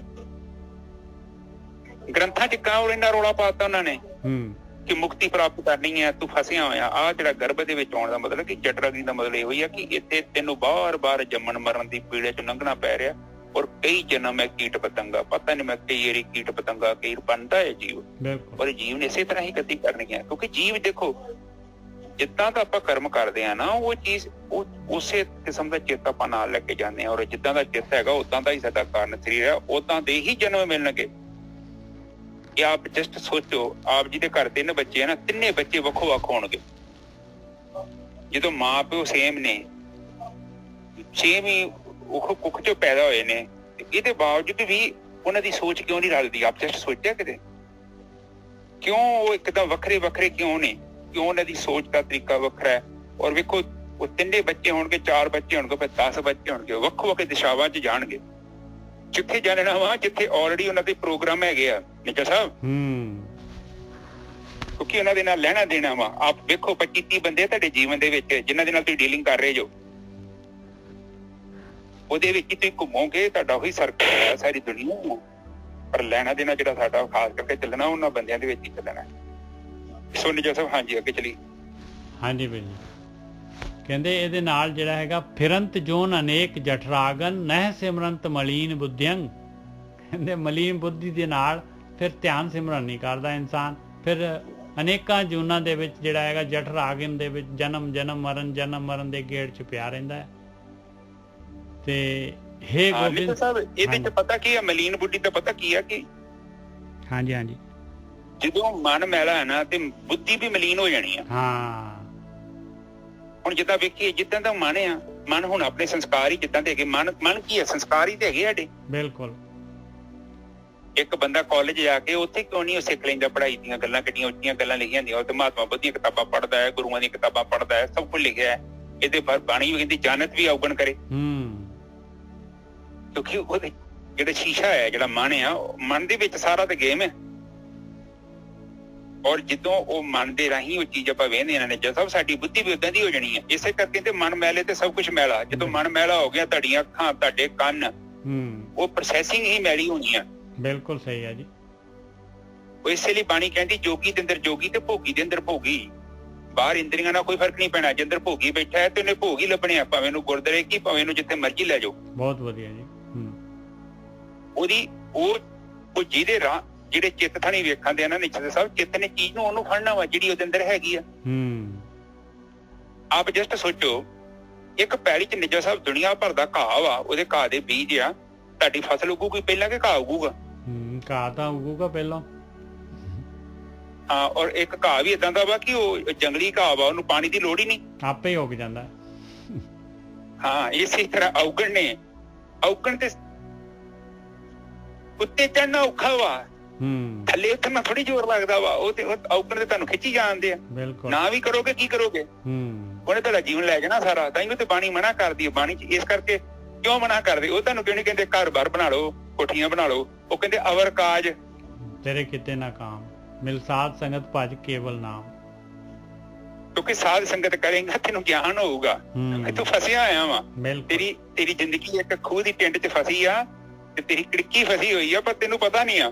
ਤੈਨੂੰ ਗ੍ਰੰਥ ਰੌਲਾ ਪਾਉਂਦੇ ਆ, ਪਰ ਤੈਨੂੰ ਨਹੀਂ ਪਤਾ ਲੱਗਣਾ। ਇਸ ਕਰਕੇ ਸਾਧਾਂ ਦੀ ਸੰਗਤ ਕਰਨੀ ਪੈਣੀ ਆ, ਕਿਉਂਕਿ ਗ੍ਰੰਥ ਤੂੰ ਪੜ੍ਹਦਾ ਹੈ ਤੇ ਮਤਲਬ ਵੀ ਆਪਣੀ ਮਰਜ਼ੀ ਨਾਲ ਕੱਢ ਲੈਣਾ, ਕਿਉਂਕਿ ਜਿਹੋ ਜਿਹਾ ਤੇਰਾ ਮਨ ਹੈ ਉਹਦੇ ਮਤਲਬ ਵੀ ਉਦਾਂ ਦੇ ਹੀ ਆ। ਬਹੁਤ ਵਧੀਆ ਜੀ, ਬਹੁਤ ਵਧੀਆ। ਕਿਉਂਕਿ ਬਾਣੀ ਤੇ ਥੋੜੀ ਕਸੂਰ ਹੈਗਾ ਵਾ। ਹੁਣ ਇਹ ਜਿਹੜੇ ਲੋਕ ਕਥਾ ਕਰਦੇ ਨੇ ਇਹਨਾਂ ਨੇ ਉਹੀ ਚੀਜ਼ ਦੱਸਣੀ ਆ ਜੋ ਉਹਨਾਂ ਦੇ ਕੋਲ ਹੈਗੀ ਆ। ਬਿਲਕੁਲ। ਉਹਦਾ ਜਦੋਂ ਸੂਰਜ ਦੀ ਕਿਰਨ ਆਉਂਦੀ ਹੈ ਨਾ ਉਹ ਤੇ ਬੜੀ ਕਲੀਅਰ ਹੁੰਦੀ ਹੈ, ਸ਼ੁੱਧ ਹੁੰਦੀ ਆ। ਪਰ ਜਦੋਂ ਉਹ ਇੱਕ ਪ੍ਰਿਜ਼ਮ ਹੁੰਦਾ ਨਾ, ਪ੍ਰਿਜ਼ਮ 'ਚ ਜਦੋਂ ਵੱਜਦੀ ਆ ਤੇ ਉਹ ਕਿੱਦਾਂ ਰੰਗ ਬਦਲ ਲੈਂਦੀ ਆ। ਉਹੀ ਤਰ੍ਹਾਂ ਸਾਡਾ ਮਨ ਆ, ਸਾਡਾ ਚਿੱਤ ਆ, ਉਹ ਜਿਹੋ ਜਿਹੇ ਹੋਣਗੇ। ਗਿਆਨ ਕਿਸੇ ਨੇ ਮੈਨੂੰ ਕਹਿ ਦਿੱਤਾ, ਮੈਂ ਉਹਨੂੰ ਉਸੇ ਰੂਪ 'ਚ ਵੇਖਣਾ ਹੈ। ਆਪ ਜਸਟ ਸੋਚੋ, ਅਰਜੁਨ ਗਿਆ ਵਾ, ਦੁਰਯੋਧਨ ਗਿਆ ਵਾ, ਅਰਜੁਨ ਨੂੰ ਕੋਈ ਮਾੜਾ ਬੰਦਾ ਨਹੀਂ ਲੱਭਣ ਦਿਆ ਕਿਉਂਕਿ ਉਹਦਾ ਚਿੱਤ ਸਾਫ਼ ਹੈ ਨਜਰ ਸਾਹਿਬ, ਹਨਾ। ਤੇ ਦੁਰਯੋਧਨ ਨੂੰ ਕੋਈ ਚੰਗਾ ਨਹੀਂ ਲੱਭਣ ਦਿਆ ਕਿਉਂਕਿ ਉਹਦਾ ਚਿੱਤ ਮੈਲਾ। ਇਹਦੀਆਂ ਕਹਾਣੀਆਂ ਨੇ ਜਸਾ ਸੱਚ ਕਹਾਣੀਆਂ ਭਾਵੇਂ ਹੋਈਆਂ ਕਿ ਨਹੀਂ ਹੋਈਆਂ, ਉਹ ਕੇਵਲ ਸਾਨੂੰ ਸਮਝਾਉਣ ਦੇ ਲਈ ਤਰੀਕੇ ਨੇ। ਉਹ ਬਿਲਕੁਲ ਸਹੀ ਗੱਲ ਹੈ। ਸਧਾਰਨ ਬੁੱਧੀ ਦਾ ਕੰਮ ਆ। ਇਹ ਕਹਾਣੀਆਂ ਮੈਨੂੰ ਲੱਗਦਾ 100% ਹੋ ਸਕਦਾ ਨਹੀਂ ਹੋਈਆਂ ਹੁਣ, ਪਰ ਕੇਵਲ ਉਹਨਾਂ ਨੇ ਐਸਾ ਹੋਣਾ ਲਿਖੀਆਂ ਨੇ ਛੋਟੇ ਬੱਚਿਆਂ ਨੂੰ ਸਰਲ ਕੀਤਾ ਗਿਆਨ ਕਿ ਉਹਦੀ ਸੋਚ ਵੇਖ, ਉਹਦੇ ਵਿੱਚ ਵੇਖਣ ਦੇ ਆ। ਤੁਹਾਨੂੰ ਇੱਕ ਦੱਸਣ ਦੇ ਆ, ਹੁਣ ਪਾਂਡੂਆਂ ਦੇ ਵਿੱਚ ਵੇਖੋ ਉੱਥੇ ਮਾਮਾ ਸ਼ਕਨੀ ਬਣਾਇਆ ਵਾ। ਸ਼ਕਨੀ ਦਾ ਮਤਲਬ ਕਿ ਇਹ ਲੋਕ ਤੁਹਾਡੇ ਜੀਵਨ 'ਚ ਮਾਮੇ ਸ਼ਕਨੀ ਦਾ ਕੰਮ ਕਰਦੇ ਨੇ। ਬਿਲਕੁਲ ਕਰਦੇ ਆ। ਇੱਕ ਬੰਨੇ ਦੁਰਯੋਧਨ ਦਾ ਪਿਓ ਆ, ਵੇਖੋ ਉਹ ਵੇਖੋ ਇੰਨਾ ਮੋਹ ਦੇ ਵਿੱਚ ਇੰਨਾ ਉਹਨੂੰ ਮੋਹ ਆ, ਉਹ ਰਾਗ ਦੇ ਵਿੱਚ ਆ, ਉਹ ਆਪਣੇ ਧਰਮ ਤੋਂ ਦੂਰ ਹੈ ਜਾਂਦਿਆ ਵਾ। ਔਰ ਇੱਕ ਸਾਡੇ ਮਨ ਦੀਆਂ ਵ੍ਰਿਤੀਆਂ ਤੇ ਦੱਸਣ ਦੇ। ਹੁਣ ਅਰਜੁਨ ਨੂੰ ਕ੍ਰਿਸ਼ਨ ਕਹਿਣ ਦਿਆ ਵਾ ਕਿ ਬਈ ਤੁਸੀਂ ਏਦਾਂ ਕਰੋ ਕਿ ਸ਼ਸਤਰ ਚੁੱਕ। ਤੇ ਆਪਾਂ ਵੀ ਏਦਾਂ ਹੀ ਕਰਦੇ ਹਾਂ, ਕਈ ਵਾਰੀ ਸਾਹਮਣੇ ਇਨਸਾਫ ਹੁੰਦਾ ਹੋਵੇ ਆਪਾਂ ਭੱਜ ਜਾਂਦੇ ਹਾਂ ਇੱਥੋਂ। ਬਿਲਕੁਲ। ਆਪਾਂ ਸੱਚ ਨਾਲ ਥੋੜੀ ਖਲੋਂਦੇ ਹਾਂ, ਆਪਾਂ ਨਿਕਲ ਜਾਂਦੇ ਹਾਂ। ਆਪਾਂ ਕਹਿੰਦੇ ਹਨ ਹੋ ਜੀਏ, ਇਹ ਗਰੀਬ ਨੂੰ ਕੁੱਟ ਪੈਣ ਦੀ ਆ। ਆਪਾਂ ਕਹਿੰਦੇ ਆਪਾਂ ਵੇਖਿਆ ਹੀ ਨਹੀਂ। ਉਸੇ ਲਈ ਤੇ ਕਹਿੰਦੇ ਅਰਜੁਨ ਨੂੰ ਕਿ ਅਰਜੁਨ ਦੇਖ ਮੇਰੀ ਗੱਲ ਸੁਣ, ਜ਼ੁਲਮ ਕਰਨਾ ਵੀ ਪਾਪ ਤੇ ਜ਼ੁਲਮ ਸਹਿਣਾ ਵੀ ਪਾਪ ਹੈ। ਬੇਸ਼ੱਕ ਉਹ ਤੇਰੇ ਰਿਸ਼ਤੇਦਾਰ ਨੇ, ਪਰ ਖਲੋਤੇ ਕਿੱਥੇ ਆ? ਗਲਤ ਪਾਪ ਦੀ ਸਾਈਡ ਤੇ ਖਲੋਤੇ ਨੇ। ਤੇ ਜਿਹੜਾ ਵੀ ਪਾਪ ਦੀ ਸਾਈਡ ਤੇ ਖਲੋਤਾ ਵਾ, ਭਾਵੇਂ ਕੋਈ ਵੀ ਹੋਵੇ, ਉਹ ਗਲਤ ਆ। ਇਹੋ ਹੀ ਜੀਵਨ ਆ। ਪਰ ਆਪਾਂ ਏਦਾਂ ਨਹੀਂ ਕਰ ਪਾਉਂਦੇ। ਆਪਾਂ ਕੀ ਕਰਦੇ ਆ ਕਿ ਮਾੜੇ ਵਿਚਾਰਿਆਂ ਨੂੰ ਚੁੱਕ ਲੈਂਦੇ ਆ ਤੇ ਚੰਗਿਆਂ ਨੂੰ ਛੱਡ ਦਿੰਦੇ ਆ, ਕਿਉਂਕਿ ਚੰਗਿਆਂ ਨੂੰ ਚੁੱਕਣਾ ਬੜਾ ਔਖਾ ਵਾ। ਉਹ ਤੇ ਕਹਿੰਦੀ ਦਾਨ ਕਰ, ਲੋਕਾਂ ਦੀ ਮਦਦ ਕਰ, ਠੱਗੀਆਂ ਚੋਰੀਆਂ ਮਾਰੀਆਂ ਬੰਦ ਕਰ, ਐਡੀ ਕੋਠੀ ਨਹੀਂ ਪੈਣੀ, ਤੇਰਾ ਛੋਟਾ ਜਿਹਾ ਮਕਾਨ ਪਊਗਾ, ਕੇਵਲ ਤੇਰੇ ਰਹਿਣ ਜੋਗੀ ਜਗ੍ਹਾ ਬਚੂਗੀ, ਇੱਕ ਸਧਾਰਨ ਜੀਵਨ ਮਿਲੂਗਾ ਤੈਨੂੰ। ਇਸ ਕਰਕੇ ਆਪਾਂ ਕੀ ਕਰਦੇ ਆ, ਉਸ ਆਵਾਜ਼ ਨੂੰ ਸੁਣਦੇ ਨਹੀਂ ਆ। ਆਪਾਂ ਕੀ ਸੁਣਦੇ ਆ, ਜਿਹੜੀ ਆਵਾਜ਼ ਸਾਡੇ ਅੰਦਰ ਲੋਭ ਪੈਦਾ ਕਰਦੀ ਹੈ। ਤੇ ਫਿਰ ਉਹ ਲੋਭ ਤੇ ਤੁਹਾਨੂੰ ਪਤਾ ਹੀ, ਮਨ ਦੇ ਵਿੱਚ ਉਹ ਜਿੱਦਾਂ ਦੀ ਮਲੀਨਤਾ ਹੈਗੀ ਆ, ਬਾਣੀ ਉਹ ਕਹਿੰਦੀ ਆ ਉਹ ਮਾਇਆ ਦਾ ਭਰਮ ਚ ਆ ਕੇ ਉਹਨੇ ਵੇਗ ਚ ਕੰਮ ਕੀਤਾ ਔਰ ਉਹ ਬਹੁਤ ਮਲੀਨ ਹੋ ਗਿਆ। ਇਸ ਲਈ ਬਾਣੀ ਤੇ ਕਹਿ ਨਹੀਂ ਰਹੀ ਕਿ ਤੁਹਾਡਾ ਮਨ ਬੜਾ ਸਾਫ਼ ਸੁਥਰਾ। ਉਹ ਕਹਿੰਦੇ ਬਹੁਤ ਮਲੀਨ ਆ, ਇੰਨਾ ਜ਼ਿਆਦਾ ਕਾਲਾ ਸਵਾ, ਜਿੱਦਾਂ ਤੂੰ ਅੰਦਰ ਜਾਏਂਗਾ ਨਾ ਇਹਦੇ ਤੈਨੂੰ ਸਵਾਹ ਤੋਂ ਇਲਾਵਾ ਮਿਲਣਾ ਹੀ ਕੁਛ ਨਹੀਂ ਉੱਥੇ। ਡਰੀ ਨਾ, ਫਿਰ ਵੀ ਕਿਹਾ ਕਿ ਸੁਨਿਆਰੇ ਵਾਂਗੂ ਧੀਰਜ ਰੱਖਣਾ ਹੀ, ਘਬਰਾਈ ਨਾ, ਕਾਲਾ ਨਾ ਪੈ ਜੀ। ਇਹ ਨਾ ਹੋਵੇ ਕਿ ਤੂੰ 2-4 ਦਿਨ ਚ ਉੱਠ ਕੇ ਭੱਜ ਜਾਏ ਕਿ ਗੱਲ ਨਹੀਂ ਬਣਦੀ, ਪਰ ਤੂੰ ਸੁਨਿਆਰੀ ਵਾਂਗੂ ਹੌਲੀ ਹੌਲੀ ਬੈਠੇ ਰਹਿਣਾ। ਇੱਕ ਸਮਾਂ ਆਊਗਾ ਤੂੰ ਵਿਚਾਰ ਮੰਡਲ ਤੋਂ ਅੱਗੇ ਲੰਘ ਜਾਏਗਾ। ਜਿੱਥੋਂ ਦੀ 1-2 ਵਾਰੀ ਵਿਚਾਰ ਮੰਡਲ ਤੋਂ ਅਗਲੇ ਬੰਨੇ ਗਿਆ, ਸੁਰਤੀ ਆਪਣੇ ਆਪ ਚ ਲੀਨ ਹੋਈ ਤੇ ਤੈਨੂੰ ਗਿਆਨ ਹੋ ਡਿਆ ਬਣਾ, ਤੈਨੂੰ ਪਤਾ ਲੱਗਣ ਡਿਆ ਬਣਾ ਕਿ ਮੇਰੇ ਕਰਮ ਸਹੀ ਕਿਹੜੇ ਤੇ ਮੇਰੇ ਗਲਤ ਕਿਹੜੇ ਆ। ਇੱਕਦਮ ਐਕਸਰਾ ਹੋਏ ਨਾ ਜੀਵਨ ਦਾ। ਸਹੀ ਹੈ ਨਾ ਜੀ ਸਾਹਿਬ? ਬਿਲਕੁਲ ਠੀਕ ਹੈ ਜੀ, ਬਿਲਕੁਲ ਠੀਕ ਹੈ। ਮਿਹਰ ਕਰਨੀ ਆ, ਮਾਲਕ ਨੇ ਕਰਨੀ ਆ। ਤੇ ਕਿਉਂਕਿ ਇਹ ਜਿਹੜਾ ਖੇਡ ਪਾਈ ਆ ਮਾਲਕ ਨੇ ਪਾਈ ਆ, ਜਿਹੜਾ ਹੈਗਾ ਇਹ ਸਾਰੀ ਮਾਇਆ ਮਾਲਕ ਨੇ ਖਿਲਾਰੀ ਹੋਈ ਆ। ਇਹ ਅਵਗੁਣ ਜਿਹੜੇ ਆ, ਮਲੀਨ ਜਿਹੜੇ ਆ, ਮਲੀਨਤਾ ਜਿਹੜੀ ਹੈ, ਖਾਲਕ ਜਿਹੜੀ ਹੈਗੀ ਆ, ਇਹ ਵੀ ਮਾਲਕ ਨੇ ਖਿਲਾਰੀ ਹੋਈ ਆ।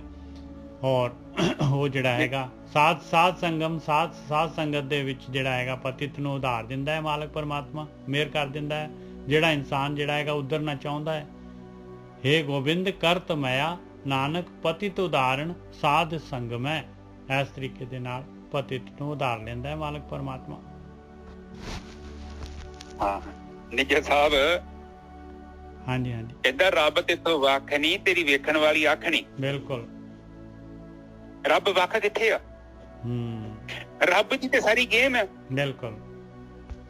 ਹਰ ਤੋਂ ਬਿਨਾਂ ਕੀ ਹੈਗਾ ਦੱਸੋ ਮੈਨੂੰ? ਕੋਈ ਹੈਗਾ ਵਾ ਤੇ ਚਰਨਜੀਤ ਜਾਂ ਨਿੱਜਰ ਸਾਹਿਬ ਸਾਰੇ ਤੇ ਉਹ ਬੈਠਾ ਵਾ, ਹੁਣ ਵੀ ਆਪਣੀ ਗੱਲ ਸੁਣਦਾ ਪਿਆ ਵਾ, ਪੂਰੀ ਸੁਣਦਾ ਪਿਆ ਵਾ। ਇੱਧਰੋਂ ਵੀ ਬੋਲਦਾ ਹੈ, ਇੱਧਰੋਂ ਵੀ ਮਿਲਦਾ, ਇੱਧਰ ਸੁਣੀ ਵੀ ਜਾਣਦੇ ਆ। ਐ ਤੇ ਬ੍ਰਹਮੀ ਆ ਸਾਰਾ। ਬਿਲਕੁਲ। ਪਰ ਦੇਖੋ ਇੰਨੇ ਗ੍ਰੰਥ ਰੌਲਾ ਪਾਉਂਦੇ ਆ, ਇੰਨੇ ਬ੍ਰਹਮ ਗਿਆਨੀ ਰੌਲਾ ਪਾ ਕੇ ਚੱਲ ਗਿਆ, ਪਰ ਬੰਦਾ ਮੰਨਦਾ? ਬੰਦਾ ਹਜੇ ਵੀ ਸੋਚਦਾ ਵਾ ਕਿ ਪੱਥਰਾਂ 'ਚ ਰੱਬ ਉੱਥੇ ਬੈਠਾ, ਕਿਉਂਕਿ ਉਹ ਰੱਬ ਕੁਛ ਕਹਿੰਦਾ ਨਹੀਂ ਨਾ। ਉਹ ਗ੍ਰੰਥ ਵੀ ਉਹ ਪੜ੍ਹਦਾ ਵਾ ਜਿਹੜੇ ਜਿਹੜੇ ਬੰਦੇ ਮਰ ਗਏ ਉਹਨਾਂ ਨੂੰ ਮੱਥਾ ਟੇਕਦਾ। ਕਿਉਂ ਟੇਕਦਾ? ਕਿਉਂਕਿ ਮਰੇ ਬੰਦੇ ਨੇ ਕੀ ਕਹਿਣਾ ਉਹਨੂੰ, ਉਹ ਤਾਂ ਮਰ ਗਿਆ। ਹਾਂ, ਜਿਹਦਾ ਬੰਦੇ ਦੇ ਲਾਗੇ ਰਹਿਣਾ ਮੁਸ਼ਕਲ ਹੈ, ਕਿਉਂਕਿ ਉਹਦੇ ਡੰਗ, ਉਹ ਸੱਪ ਹੁੰਦਾ ਵਾ ਬੰਦਾ, ਉਹਨੇ ਡੰਗ ਮਾਰਨੇ ਆ, ਉਹਦੇ ਲਾਗੇ ਬਹਿਣਾ ਆਸਾਨ ਨਹੀਂ ਆ, ਕਿਉਂਕਿ ਉਹਦੀ ਲਫ਼ਜ਼ਾਂ ਨੇ ਡੰਗ ਮਾਰਨੇ। ਠੀਕ ਹੈ ਨਾ ਜੀ ਸਾਹਿਬ, ਅੱਗੇ ਚੱਲੀ। ਅੱਗੇ 17ਵਾਂ ਸ਼ਲੋਕ ਆ ਗਿਆ ਜੀ। ਗਿਰੰਤ ਗਿਰ ਪਤਿਤ ਪਤਾਲੰ ਜਲੰਤ ਦੈਦੀਪਯ ਬੈਸਵਾਂਤਰਾ ਹੈ। ਇਹਦੇ ਜਿਹੜਾ ਹੈਗਾ ਮਹਾਰਾਜ ਇੱਥੇ ਪਤਿਤ ਵਰਡ ਆਇਆ ਦੇਖੋ, ਔਰ ਜਿਹੜੇ ਇਹਦੇ ਜਿਹੜੇ ਅਰਥ ਜਿਹੜੇ ਹੈਗੇ ਟੀਕੇ ਹੈਗੇ ਆ ਉਹਦੇ ਵਿੱਚ ਜਿਹੜੇ ਆ ਟ੍ਰੈਡੀਸ਼ਨਲ ਉਹਦੇ ਵਿੱਚ ਜਿਹੜਾ ਹੈਗਾ ਕਹਿੰਦੇ ਜੀ ਜੇ ਕੋਈ ਪਹਾੜ ਤੋਂ ਡਿੱਗ ਪਏ ਜਾਂ ਪਤਾਲ ਦੇ ਵਿੱਚ ਜਿਹੜਾ ਹੈਗਾ ਜਾਂ ਅੱਗ ਦੇ ਵਿੱਚ ਸਾੜ ਲਏ ਤੇ ਜਾਂ ਬਹੰਤ ਅਗਾਹ ਤੋਯੰਗ ਤਰੰਗੰ, ਜੇ ਕਿਤੇ ਪਾਣੀ ਦੀਆਂ ਤਰੰਗਾਂ ਪਾਣੀ ਦੇ ਵਿੱਚ ਆਪਣੇ ਆਪ ਨੂੰ ਆਪਣੀ ਜਾਨ ਦੇ ਦੇ। ਦੁਖੰਤ ਗ੍ਰਹਿ ਚਿੰਤਾ ਜਨਮੰ ਤਾਂ ਮਰਣੰ, ਘਰ ਗ੍ਰਸਤੀ ਦੀ ਚਿੰਤਾ ਤੋਂ ਜਨਮ ਮਰਨ ਤੋਂ ਜਿਹੜਾ ਹੈਗਾ ਛੁਟਕਾਰਾ ਨਹੀਂ ਹੁੰਦਾ। ਪਰ ਇੱਥੇ ਜਿਹੜਾ ਹੈਗਾ ਇਹਦੇ ਪਤਿਤ ਦਾ ਕੀ ਮਤਲਬ ਹੋਇਆ? ਪਤਿਤ ਪਤਾਲੰ ਕਿਉਂ ਲਿਖਿਆ ਮਹਾਰਾਜ ਨੇ? ਫਿਰ ਪਤਿਤ ਵਰਡ ਦਾ ਮਤਲਬ ਹੈ ਬਈ ਜੇ ਕੋਈ ਗਿਰੰਤ ਗਿਰ, ਜੇ ਪਹਾੜ ਤੋਂ ਜਿਹੜਾ ਹੈਗਾ, ਜੇ ਕੋਈ ਇਨਸਾਨ ਜਿਹੜਾ ਹੈਗਾ ਪਹਾੜ ਜਿੰਨਾ ਜਿਹੜਾ ਹੈਗਾ ਉਹਦੇ ਕੋਲ ਹੰਕਾਰ ਹੋਏ, ਪਹਾੜ ਜਿੰਨਾ ਹੰਕਾਰ ਹੋਊਗਾ, ਪਤਿਤ ਪਤਾਲੰ, ਤੇ ਉਹ ਜਿਹੜਾ ਹੈਗਾ ਕੀ ਹੁੰਦਾ ਹੈ? ਪਤਿਤ ਹੋ ਜਾਂਦਾ ਹੈ, ਪਤਾਲ ਦੇ ਵਿੱਚ, ਉਹਨਾਂ ਦੇ ਵਿੱਚ ਜਾਂਦਾ ਹੈ। ਜਲਤ ਦੈਦੀਪਯ ਬੈਸਾਂਤਰਾ ਹੈ, ਔਰ ਦੈਦੀਪ ਮਤਲਬ ਬਹੁਤ ਜ਼ਿਆਦਾ ਭਿਆਨਕ ਅੱਗ ਦੇ ਵਿੱਚ ਜਿਹੜਾ ਹੈਗਾ ਤ੍ਰਿਸ਼ਨਾ ਦੀ ਅੱਗ ਦੇ ਵਿੱਚ ਸੜਦਾ ਹੈ, ਔਰ ਜਨਮ ਮਰਨ ਦਾ ਗੇੜ ਉਹਦਾ ਬਰਕਰਾਰ ਰਹਿੰਦਾ ਹੈ। ਬਹੰਤ ਅਗਾਹ ਤੋਯੰਗ ਤਰੰਗੰ, ਔਰ ਉਹ ਜਿਹੜਾ ਹੈਗਾ ਜਿਹੜਾ ਤ੍ਰਿਸ਼ਨਾ ਦਾ ਜਲ ਹੈਗਾ, ਜਿਹੜਾ ਇਨਸਾਨ ਨੂੰ ਜਿਹੜਾ ਹੈਗਾ ਵਿਸ਼ੇ ਵਿਕਾਰਾਂ ਦਾ ਜਲ ਹੈ, ਉਹਦੇ ਵਿੱਚ ਹੀ ਬੇੜਾ ਬਿਲਕੁਲ ਬਹੀ ਜਾਂਦਾ ਹੈ ਲਗਾਤਾਰ ਜਿਹੜਾ ਹੈਗਾ, ਕਦੀ ਵੀ ਜਿਹੜਾ ਹੈਗਾ ਇਸ ਗੇੜੇ ਤੋਂ ਨਿਕਲਣ ਦੀ ਕੋਸ਼ਿਸ਼ ਨਹੀਂ ਕਰਦਾ। ਦੁਖੰਤ ਗ੍ਰਹਿ ਚਿੰਤਾ, ਔਰ ਘਰ ਗ੍ਰਸਤੀ ਦੀ ਚਿੰਤਾ ਦੇ ਵਿੱਚ ਦੁਖੀ ਹੁੰਦਾ ਰਹਿੰਦਾ ਹੈ। ਜਨਮੰ ਤਾਂ ਮਰਣੰ, ਜਨਮ ਲੈ ਕੇ ਤੇ ਮਰਦਾ ਰਹਿੰਦਾ ਹੈ, ਜਨਮ ਤੋਂ ਲੈ ਕੇ ਮਰਨ ਤੱਕ ਜਿਹੜਾ ਹੈਗਾ ਇਨਸਾਨ ਦੀ ਜੂਨ ਦੇ ਵਿੱਚ ਵੀ ਆ ਕੇ ਇਨਸਾਨ ਜਿਹੜਾ ਹੈਗਾ ਨਹੀਂ ਜਿਹੜਾ ਹੈਗਾ ਇਹ ਇਸ ਚੋਂ ਨਿਕਲਣ ਦਾ ਕੋਈ ਜਿਹੜਾ ਹੈਗਾ ਕੋਸ਼ਿਸ਼ ਕਰਦਾ ਹੈ। ਅਨੇਕ ਸਾਧਨੰਗ ਨਾ ਸਿੱਧਿਅਤੇ, ਔਰ ਕਰਦਾ ਵੀ ਹੈ ਤੇ ਫਿਰ ਜਿਹੜਾ ਕਰਮ ਕਾਂਡ ਕਰਦਾ ਹੈ। ਕਹਿੰਦੇ ਅਨੇਕਾਂ ਹੀ ਸਾਧਨ ਜਿਹੜੇ ਹੈਗੇ ਉਹਨਾਂ ਦੇ ਨਾਲ ਸਿੱਧੀ ਨਹੀਂ ਪ੍ਰਾਪਤ ਹੁੰਦੀ ਪਾਈ। ਅਨੇਕ ਸਾਧਨ ਨਾ ਸਿੱਧਿਅਤੇ ਨਾਨਕ, ਮਹਾਰਾਜ ਸਰਟੀਫਾਈ ਕਰ ਰਹੇ, ਕਹਿੰਦੇ ਹੋਰ ਕੋਈ ਸਾਧਨ ਜਿਹੜੇ ਹੈਗੇ ਇਸ ਜਿਹੜਾ ਹੈਗਾ ਇਹ ਸੰਸਾਰ ਸਮੁੰਦਰ ਤੋਂ, ਇਸ ਚਿੰਤਾ ਤੋਂ, ਦੁੱਖਾਂ ਤੋਂ, ਘਰ ਗ੍ਰਸਤੀ ਤੋਂ, ਇਸ ਅੱਗ ਤੋਂ ਨਹੀਂ ਬਚਾ ਸਕਦੇ। ਅਸਥੰਭੰ ਅਸਥੰਭੰ ਅਸਥੰਭੰ ਸ਼ਬਦ ਸਾਧ ਸਵਜਨੈ, 3 ਵਾਰੀ ਲਿਖਿਆ ਮਹਾਰਾਜ ਨੇ ਬਈ ਸਪੋਰਟ ਕੀ ਆ, ਕਿਹੜੀ ਚੀਜ਼ ਬਚਾ ਸਕਦੀ ਆ? ਅਸਥੰਭ ਕੀ ਹੈਗਾ? ਕਹਿੰਦੇ ਸ਼ਬਦ ਸਾਧ ਸਵਜਨੈ, ਸਾਧ ਸੰਗਤ, ਬ੍ਰਹਮ ਗਿਆਨੀ ਔਰ ਸ਼ਬਦ ਧਿਆਨ ਸਿਮਰਨ, ਆਹ ਚੀਜ਼ ਜਿਹੜੀ ਹੈਗੀ ਬਚਾ ਸਕਦੀ ਹੈ ਭਾਈ। ਹੋਰ ਕੋਈ ਤਰੀਕਾ ਨਹੀਂ ਹੈਗਾ ਇਸ ਸੰਸਾਰ ਸਮੁੰਦਰ ਤੋਂ ਬਾਹਰ ਨਿਕਲਣ ਦਾ। ਮਾਲਕ ਪਰਮਾਤਮਾ ਨੇ ਨਿਕਲਣ ਦਾ ਰਸਤਾ ਜਿਹੜਾ ਦਰਵਾਜ਼ਾ ਬਣਾਇਆ ਉਹ ਧਿਆਨ ਸਿਮਰਨ ਵਾਲਾ ਦਰਵਾਜ਼ਾ ਬਣਾਇਆ ਹੈ, ਔਰ ਉਹਦਾ ਗਿਆਨ ਮਿਲਣਾ ਹੈ ਬ੍ਰਹਮ ਗਿਆਨੀਆਂ ਤੋਂ, ਬ੍ਰਹਮ ਗਿਆਨ ਤੋਂ। ਇਸ ਤੋਂ ਇਲਾਵਾ ਹੋਰ ਕੋਈ ਤਰੀਕਾ ਨਹੀਂ ਹੈਗਾ। ਅਨੇਕ ਸਾਧਨ ਨਾ ਸਿੱਧਿਅਤੇ, ਜਿੰਨੇ ਮਰਜੀ ਸਾਧਨ ਲੈ ਲਓ ਸਿੱਧੀ ਪ੍ਰਾਪਤ ਨਹੀਂ ਹੋਏਗੀ। ਹਾਂਜੀ ਗੁਰੂ ਸਾਹਿਬ, जैसे पहली तुक की व्याख्या कर दो आप। गिरंत गिर पतित पातालं जलंत दैदीप्य वैसवांतरै, ਕਹਿੰਦੇ ਜਿਹੜਾ ਹੈਗਾ ਹੰਕਾਰ ਹੋਊਗਾ ਪਹਾੜ ਜਿੰਨਾ ਹੰਕਾਰ ਪਹਾੜ ਤੋਂ ਵੀ ਉੱਪਰ ਹੋ ਜਾਂਦਾ ਇਨਸਾਨ। ਕਹਿੰਦੇ ਫਿਰ ਤਾਂ ਪਤਿਤ ਹੋ ਗਿਆ, ਪਤਾਲ 'ਚ ਜਾ ਕੇ ਡਿੱਗੂਗਾ, ਉਹ ਜੂਨਾਂ ਦੇ ਵਿੱਚ ਪਊਗਾ ਪਾਏ, ਬਿਲਕੁਲ ਥੱਲੇ ਦੀਆਂ ਜੂਨਾਂ ਦੇ ਵਿੱਚ। ਜਲੰਤ ਦੈਦੀਪਯ ਵੈਸਵਾਂਤਰੈ, ਜਿਵੇਂ ਜਿਹੜਾ ਹੈਗਾ ਅੱਗ ਹੁੰਦੀ ਆ, ਅੱਗ ਭਿਆਨਕ ਅੱਗ ਦੇ ਵਿੱਚ ਜਿਹੜਾ ਹੈਗਾ ਉਹਦਾ ਜੀਵਨ ਸੜ ਜਾਂਦਾ ਹੈ ਪਾਏ, ਉਹ ਇਸ ਤਰ੍ਹਾਂ ਜਿਹੜਾ ਹੈਗਾ ਜਨਮ ਮਰਨ ਦੇ ਗੇੜ 'ਚ ਪਿਆ ਰਹਿੰਦਾ ਹੈ। ਬਹੰਤ ਅਗਾਹ ਤੋਯੰ ਤਰੰਗੰ, ਤੋਏ ਕਹਿੰਦੇ ਪਾਣੀ ਦੀਆਂ ਤਰੰਗਾਂ ਦੇ ਵਿੱਚ ਜਿਹੜਾ ਹੈਗਾ ਇਹ ਜਿਹੜਾ ਹੈਗਾ ਵਿਸ਼ੇ ਵਿਕਾਰ ਦਾ ਜਲ ਜਿਹੜਾ ਇਹਦੇ ਵਿੱਚ ਹੀ ਜਿਹੜਾ ਹੈਗਾ ਇਸੇ ਦੇ ਵਿੱਚ ਹੀ ਬਹਿੰਦਾ ਹੀ ਚਲੇ ਜਾਂਦਾ ਹੈ, ਕਦੀ ਵੀ ਇਸ ਚੋਂ ਨਿਕਲਣ ਦਾ ਇਹ ਸਵਾਦ ਆਉਂਦਾ, ਰੱਜ ਆਉਂਦਾ ਨਹੀਂ ਹੈ। ਸਵਾਦ ਹੁੰਦਾ ਹੈ, ਰੱਜ ਨਹੀਂ ਆਉਂਦਾ ਕਦੀ ਵੀ, ਸੈਟੀਸਫੈਕਸ਼ਨ ਆਉਂਦਾ ਨਹੀਂ ਹੈ, ਤ੍ਰਿਪਤੀ ਹੁੰਦੀ ਨਹੀਂ ਹੈ। ਪਰ ਫਿਰ ਵੀ ਬਈ ਜਾ ਰਿਹਾ, ਬਈ ਜਾ ਰਿਹਾ, ਬਈ ਜਾ ਰਿਹਾ। ਇਹ ਦੁੱਖ ਦੇ ਵਿੱਚ ਗ੍ਰਹਿ ਚਿੰਤਾ, ਘਰ ਗ੍ਰਸਤੀ ਦੇ ਵਿੱਚ ਚਿੰਤਾ, ਜਨਮੰ ਤਾਂ ਮਰਨ, ਜਨਮ ਤੋਂ ਲੈ ਕੇ ਮਰਨ, ਇਹ ਜਨਮ ਮਰਨ ਦਾ ਗੇੜਾ ਪਿਆ ਰਹਿੰਦਾ ਉਹਨੂੰ। ਹਾਂਜੀ ਵੀਰ ਜੀ।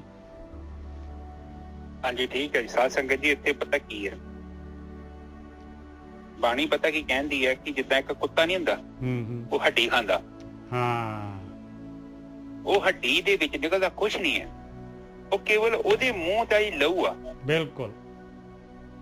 ਇਹ ਜਿਹੜਾ ਜੀਵਨ ਹੈ ਨਾ, ਮਾਇਆ ਬਿਲਕੁਲ ਉਹੀ ਆ। ਜੇ ਸਾਨੂੰ ਕੋਈ ਚੀਜ਼ ਪ੍ਰਾਪਤੀ ਹੋ ਰਹੀ ਹੈ ਨਾ, ਜਿਹੜੀ ਇੱਧਰ ਉਧਰ ਹੱਥ ਪੱਲੇ ਮਾਰ ਕੇ ਜਿਹੜੇ ਭੋਗ ਵੀ ਕਰ ਰਹੇ ਆ, ਕਾਮ, ਕ੍ਰੋਧ, ਲੋਭ, ਮੋਹ, ਹੰਕਾਰ, ਉਹ ਕੇਵਲ ਸਾਡਾ ਹੀ ਖੂਨ ਆ। ਬਿਲਕੁਲ ਆਪਣੀ ਤਾਕਤ ਜਾ ਰਹੀ ਹੈ, ਆਪਣਾ ਆਪਾਂ ਹੀ ਛੀਣ ਹੋ ਰਹੇ ਆ।